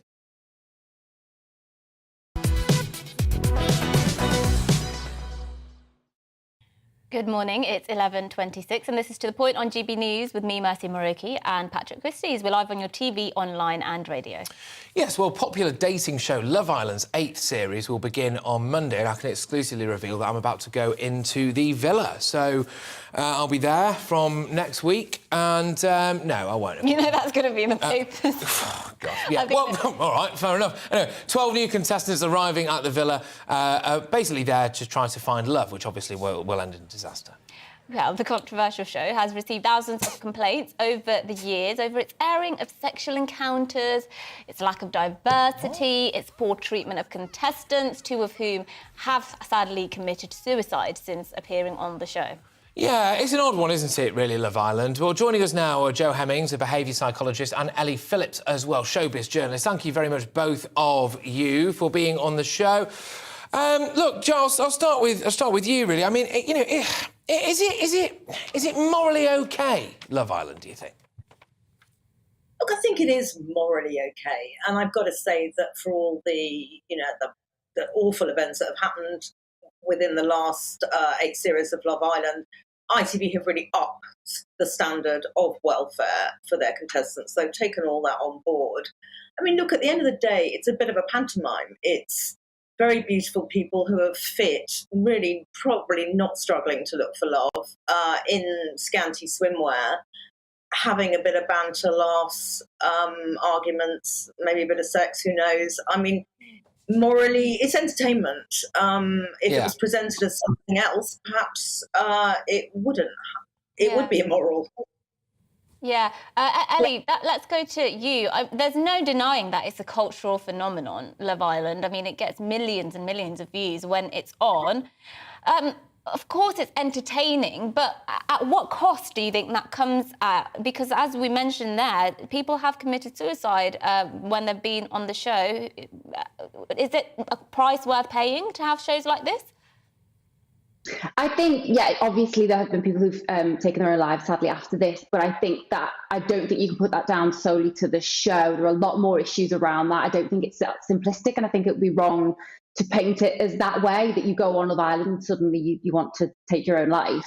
I think it's more about what's come out in interviews I've done with celebrities who've been on Love Island and similar shows. It's more about understanding the financial management when you come off the show, that this isn't necessarily going to give you fame and fortune for your life, that you're likely to earn a lot of money in a short period, not to waste that, not to throw that away and splash it, actually to invest that sensibly. Because a lot of the issues that come out and the way people feel deflated afterwards is because they've suddenly had this immense amount of fame and fortune, and it's just gone. Overnight, they're not invited to these celebrity events, and they're not being given thousands and thousands of pounds to just, promote teeth whitening. Yeah. So I think it's more around the education about how to manage the fame and the fortune. Sure. And let me just ask you, Ellie, again, since you mentioned it, and then I'll put it to you, Joe, as well. Doesn't it indicate then that some of these contestants that they tend to have on, they're kind of already vulnerable in the first place, in the sense that they need that that money and they need that attention to reaffirm themselves? And doesn't that show people are coming in not properly confident, really, in themselves? But I think that then you would have no reality television, because anyone that's going to go on reality television, ultimately nowadays, they're doing it for the fame. They're doing it because they want to be known, whether that's because they want to make money from Instagram or because they want to be seen in the street or whatever that is. Yeah. You don't go onto Love Island. You don't go onto those reality shows thinking, I'm going to go back to a normal life afterwards. That might have been the case back in the days of like early Big Brother, but now we know what the consequences are in terms of the fame that is likely to come with it. So yes, they do go on it for fame. And yes, that does indicate certain personality traits in my mind. But if you then said, okay, well, you can't go on it if you want it for the fame, you want it for the adulation, who are you going to get to go on it? Yeah, well, exactly. I mean, they're not going to get me on it. I'm built like a blancmange. But Joe, I mean, you're why is that funny? Anyway, no, sorry. Joe, I mean, seriously though, I mean, it is. I'm worried about clearly body image, right? And does this not reinforce various negative stereotypes about what beauty is? Can it be damaging, Joe? Yeah, people compare themselves to these body beautifuls and they find themselves wanting. And that's always the case because they are wearing very many clothes. But going back to the welfare issues, I mean, yes, I absolutely agree with Ellie. They are all seeking generally fame and fortune. So my job as a psych assessor is firstly to put them through a robust series of psychometric tests to make sure that they genuinely understand what they're signing up for and that they have the resilience to be able to deal with it. And also a lot of it, much more so these days, is about how you're going to cope with it when you come out. And it is that talk of doom that people like I give, which is, this nano fraction of percent of people are going to become famous from it. What is your plan B? What are you going to do if you don't get fame and fortune out of it? And so I have to be convinced that they know they will go back to their old lives, or they have got a plan B of some sort, and they're not reliant or dependent on succeeding permanently or even short term from being on one of these shows in terms of fame, not love. Otherwise, simply they don't get through to go on the shows. And I think that's what it should be. We have a commitment, a duty to make sure people know what they're in for and they're resilient enough to understand and cope with what may be coming their way. Yeah, well, Ali, I'll just throw it over to you. I do wonder whether or not... I think they've cut back on it. I mean, look, I haven't watched Love Island for quite a while, actually. I once made the worst deal of my life, actually, with my ex-girlfriend, where she said I could watch the World Cup if I also watched Love Island. I realised Love Island went on twice as long as the World Cup, right? And it was an absolute shocker, to be honest with you. But anyway, there we go. People that have sex on telly, right? Your mum sees that, your grandma sees that. You see you getting off with people and this, that and the other. Do people understand? Do you think they lose sight of the fact that actually there are cameras there everywhere? I think over time, when you're in the villa, it's possible that they do forget to a certain extent, but they are physically there with them as well. There are producers on site. I think one of the complaints from viewers over the past few years in particular has been that it's so overproduced. The conversations feel very, very forced. So I don't think they'd necessarily forget 24/7 that the cameras are there. They might slip up now and then. But the whole point is we're meant to be seeing reality. So, these things happen in reality. People have sex.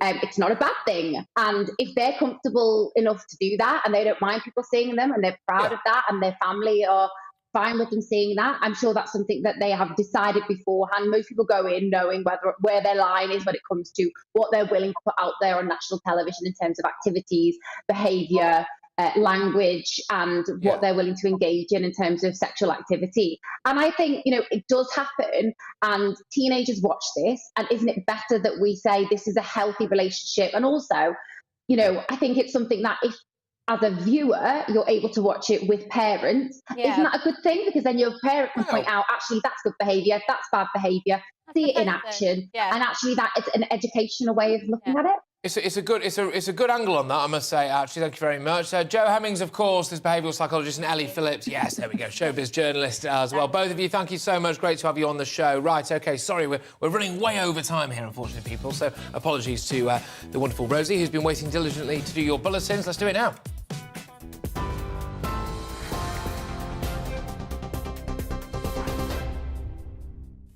It's 11:35. I'm Rosie Wright, keeping you up to date today on GB News. A senior Ukrainian official says the latest European sanctions on Russia are not enough. The EU agreed last night to cut 90% of oil imports from Russia by the end of this year. The remaining 10% of imports will be temporarily exempt from the ban so that Hungary, Slovakia and the Czech Republic will still have access to Russian oil.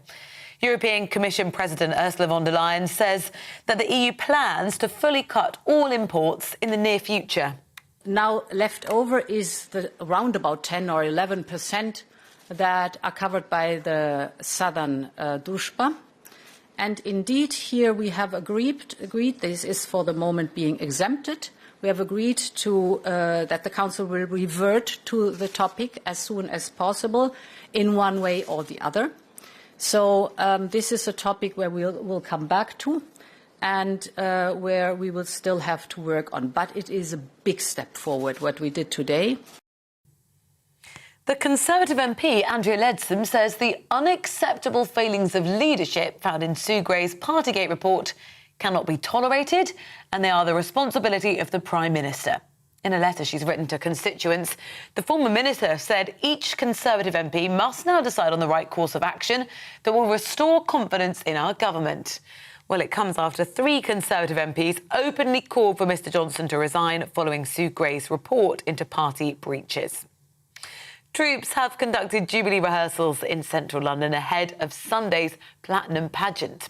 Service personnel from the Royal Navy, British Army and Royal Air Force marched this morning one final time before this weekend's celebrations. TV online and DAB+ radio, this is GB News.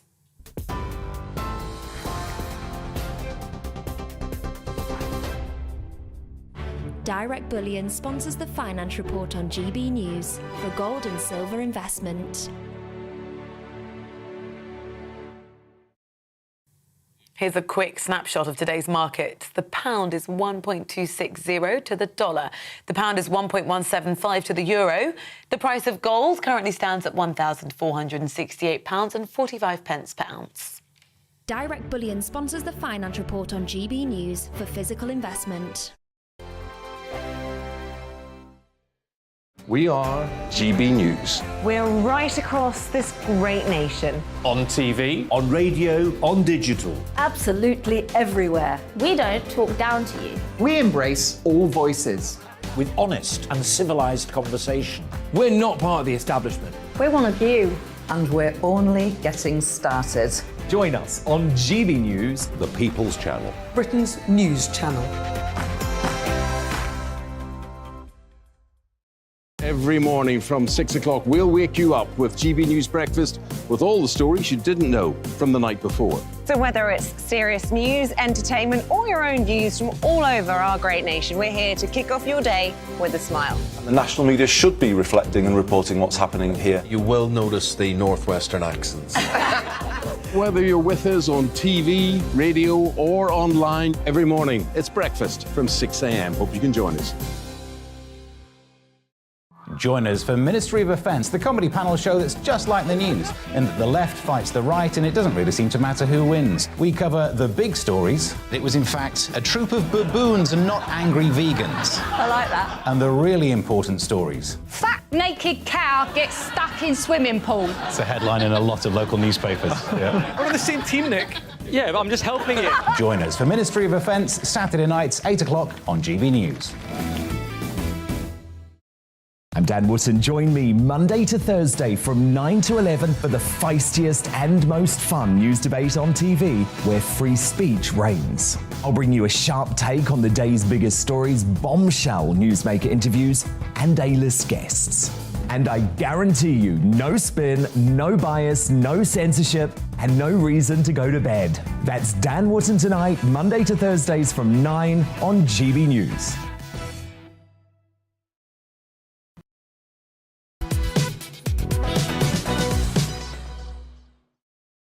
Yes, morning all. It's 11:39. This is To The Point with me, Patrick Christys, and Mercy Murky on GB News Live, as ever, on your TV, online and radio.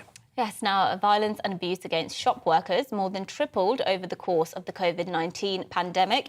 It was sparked after social distancing and face mask restrictions were introduced. That's according to new figures from the British Retail Consortium.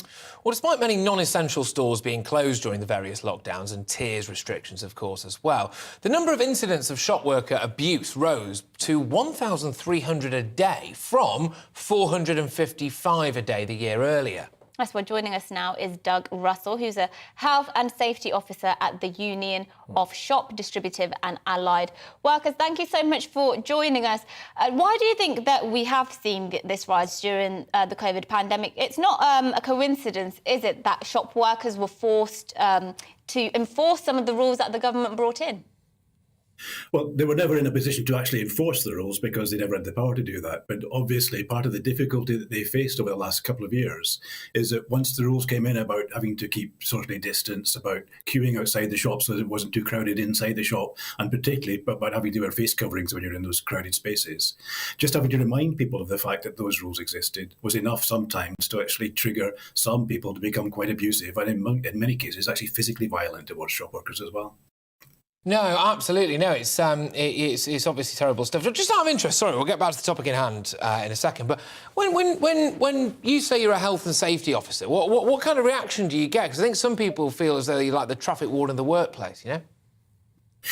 That might have been the attitude towards health and safety officers before the pandemic. I think the pandemic has brought home to people just how important the role of somebody who actually is experienced in health and safety is. And certainly I spent a lot of the pandemic working very closely with the retail employers, trying to make sure that those precautions were being put in place in those shops to protect our members and also to protect the members of the public who are customers in the shops as well. No, absolutely. Look, sorry, I was only taking the mickey there, of course, but no, you you literally save lives, which is more than I do. I just sit here and talk, so there you go. But no, seriously, so what can happen then? Do you have to advise now shop assistants or shop workers that basically what to do in the case of an attack or something? We've been doing that for some time, sadly. I mean, the problem we've got is that the issue of violence towards retail staff was an issue and a growing issue even before the pandemic. But in the years just before the pandemic, we were seeing it rise quite sharply, and most of that was linked to people who were shoplifting or people having to challenge younger people because they might look like they're underage when you were selling age-restricted products. Between them, those two things accounted for nearly 60-70% of the incidents that we were seeing. But immediately after the pandemic came in and all the uncertainty around people being worried about getting the infection, other people deciding it wasn't up to the government to make them wear face coverings in that situation, it led to all sorts of tensions and fights between customers in stores and very bad reactions from some customers towards the staff if they gently reminded them that they were supposed to be following those precautions to protect other people as much as themselves. So undoubtedly, the climate created by the pandemic has made it a lot worse, but those underlying problems are still there and they're beginning to come back up again. And unfortunately, now that we're going into a period where there's going to be a cost of living crisis, we're going to see a lot more desperate people in stores who can't afford to buy the basics that they need. And there's going to be an increase in shop theft as a result of that. And That's exactly what I was going to ask you, actually, because, you know, as you mentioned there, people will become incredibly desperate. And I just wondered what you think the moral case is there in terms of if somebody's going into a shop and, I don't know, stealing something to eat for dinner for them and their kids. Because I have seen this topic dividing people on the internet, dividing politicians. How should we as a society react to that? Because it does almost feel morally wrong to say, give that food back and I'm calling the police. It's a very difficult situation to put an individual shop worker in, isn't it?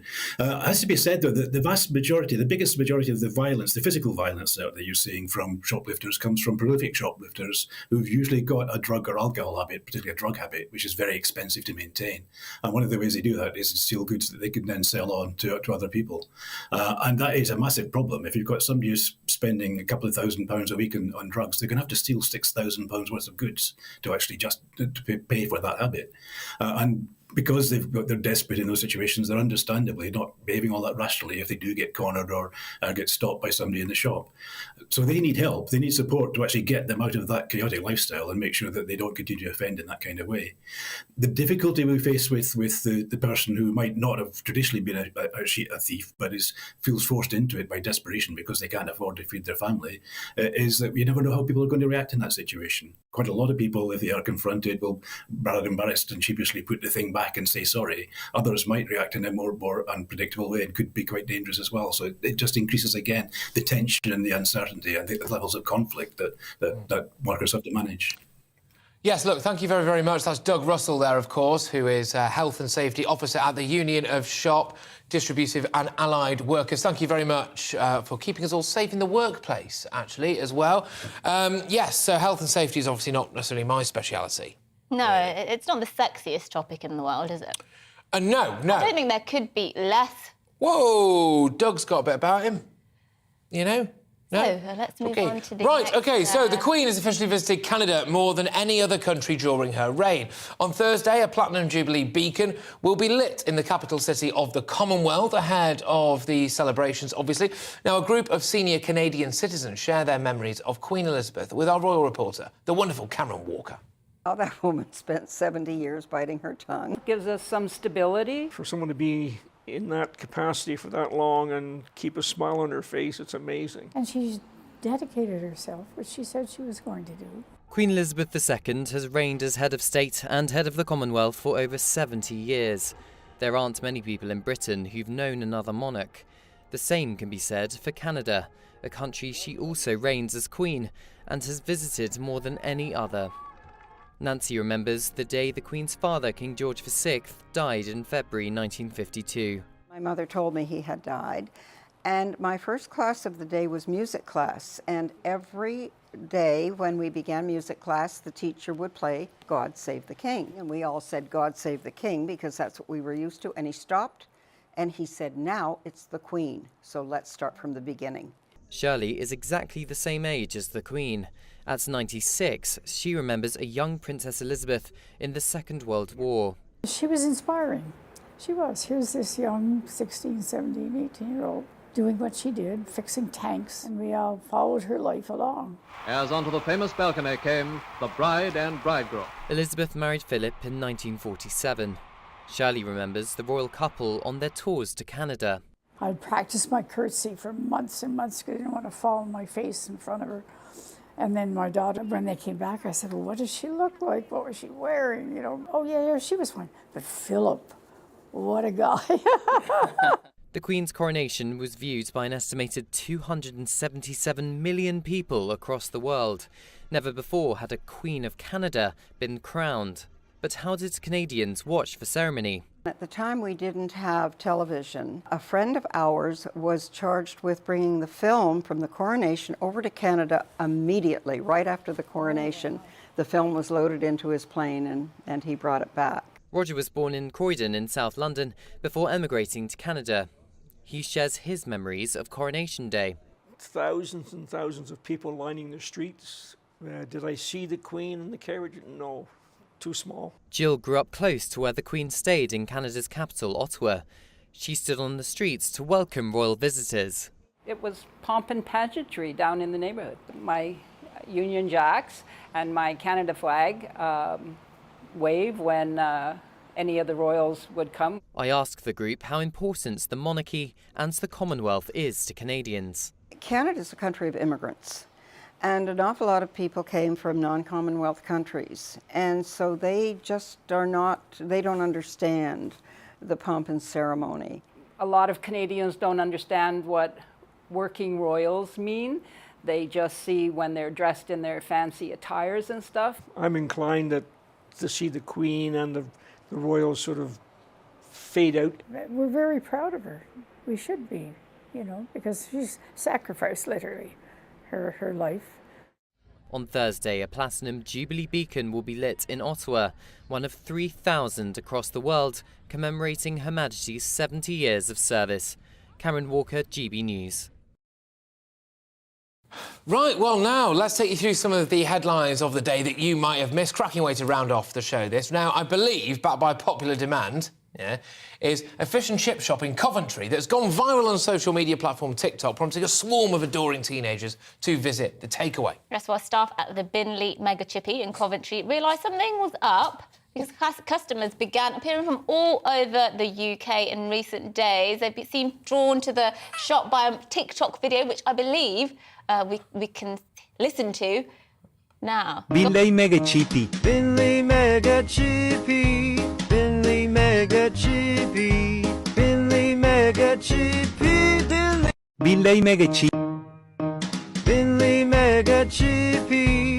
Binley Mega Chippy. Binley Mega Chippy. Binley Mega Chippy. The best chippy on earth. What's it called? Binley Hey, there we go, hey. Got her, yes. No, OK, well, I mean, I suppose one of the criticisms with some adverts is that they don't actually tell you what the product is. That's annoyingly catchy, and I know that's going to be in my head Binley all Mega week Chippy. Yeah, no, exactly. I tell you what, though, good on him. I mean, there was absolutely no expense spared with that advert there, was there? And it's done the job, though, hasn't it? It's done the job, definitely. And it does look like a mega chippy. Right, OK, gravy or curry sauce? If you say curry sauce, he's dead to me. Curry sauce. Oh, right, OK. So I went to Southend on... I went to Southend... yeah, gosh, cliffhanger. I went to Southend on Sea and obviously decided I'll have some fish, right? Went to fish and chip shop and I was like, oh, can I have a bit of gravy, please? And she looked at me like I just punched her in the face. She went, we've got curry sauce. I was like, it's not the same thing. It's a completely different thing. I don't know. It depends what mood I'm in, really. I'm all about that gravy. Right, now, some great news for all you pub lovers. Yes, the Green King chain had planned to sell beer at the same prices as the year the Queen was crowned, back in 1952, to mark the Platinum Jubilee. But, but the chain said it was forced to abandon this promotion as they can't offer pints at that price under the licensing laws. But they've gone even one step better yesterday, giving every customer one free pint of IPA for free. Where was the memo on this? Why did I miss out on that? Anyway, so did you get your free pint? I didn't. Let us know. This is a good idea. I think that's a bit disingenuous, though, isn't it? Because they must have known, right, that the marketing laws, whatever it is, the sale laws, wouldn't allow them to sell pints. Were we in people are going to have a go at me now. Were we in shillings in 1952? So you can't. Gosh, I don't know. Who knows? Anyway. Well, right. in Kenya, we're still in shillings, so... Actually? Yeah, Kenyan shillings. That's the currency. That's quite cool. Anyway, right, Top Gun Maverick has taken $248 million, that's 196 million quid, apparently, worldwide, shattering Memorial Day weekend records and proving many cynics wrong. That's obviously in the US, Memorial Day. Yes, well, the film sees the return of Tom Cruise's hotshot pilot Pete Maverick Mitchell from the 1986 original and was preluded by an extensive advertising campaign. Well, looks like the campaign paid off for Tom. This is the first film starring the 59-year-old... Oh, he looks well for it. Fantastic 59-year-old actor. He even broke... It's the first ever to have broken the £100 million mark on opening weekend. And the critics are raving film collecting a 96% rating on Rotten Tomatoes, which, by the way, for those who don't know about Rotten Tomatoes, it's a film rating website, and 96%. That's great. Is incredible. Well, so I've not seen original Top Gun. I can hear people shouting at their TV screens. No doubt as well, David Donovan, who took me flying earlier. But yes, I've never actually seen Top Gun, the original. No. So I don't know if I get this. I mean, I get the premise, I think. Yeah, but yeah, Tom Cruise looks great, though. That's what I was distracted by. He does look good, doesn't he? And he does his own stunts as well, so I don't know if that includes actually flying the plane. But, I mean, he's a bit of a daredevil, is old Tom. Yes, now from Tom Cruise to Johnny Depp, who's made not one but two surprise appearances at music venues across the UK. He appeared on stage at the Royal Albert Hall last night alongside guitarist Jeff Beck for the second night in a row after appearing at Sheffield City Hall on Sunday night. So the 58-year-old actor is currently awaiting the jury's decision of his $100 million defamation case against ex-wife Amber Heard, which has been gripping. But anyway, fans weren't so thrilled, apparently saying it was a publicity stunt that took away from Beck and his performance. I don't know about this, really. I can't believe he's younger than Tom Cruise.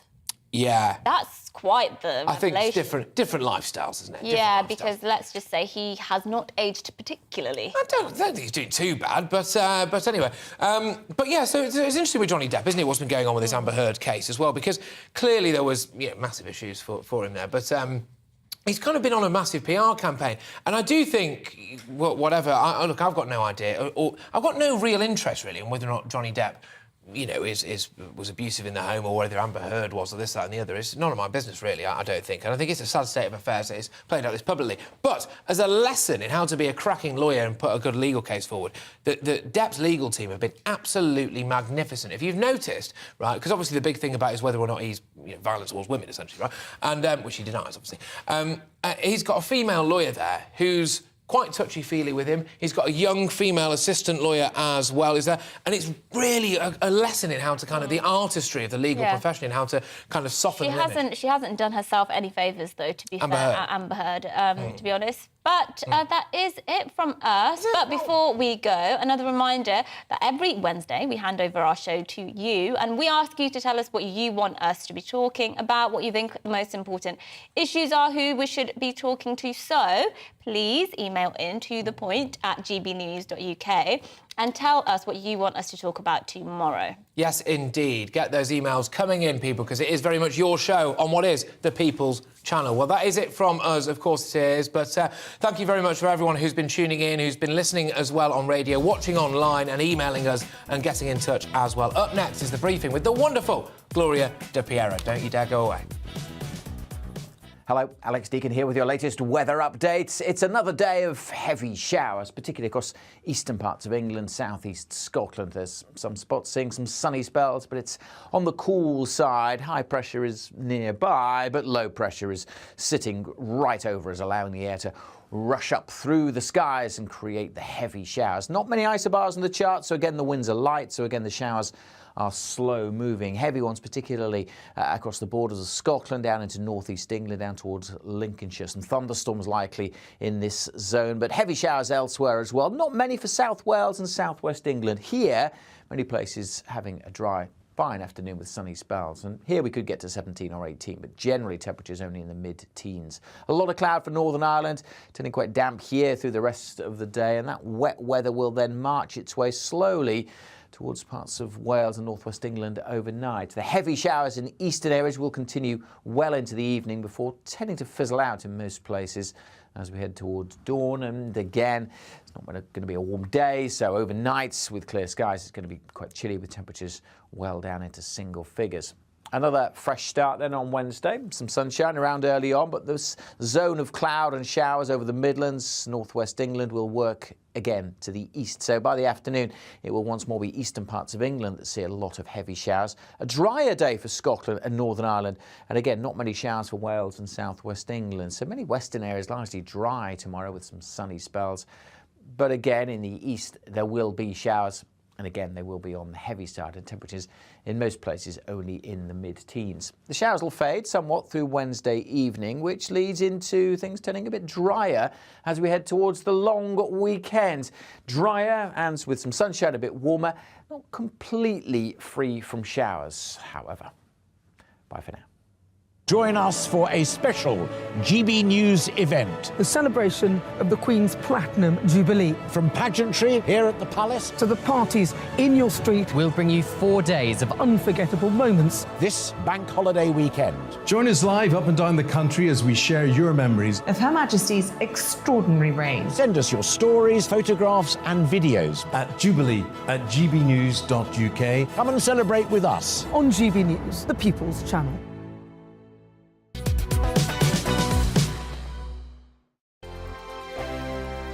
We are GB News. We're right across this great nation. on TV, on radio.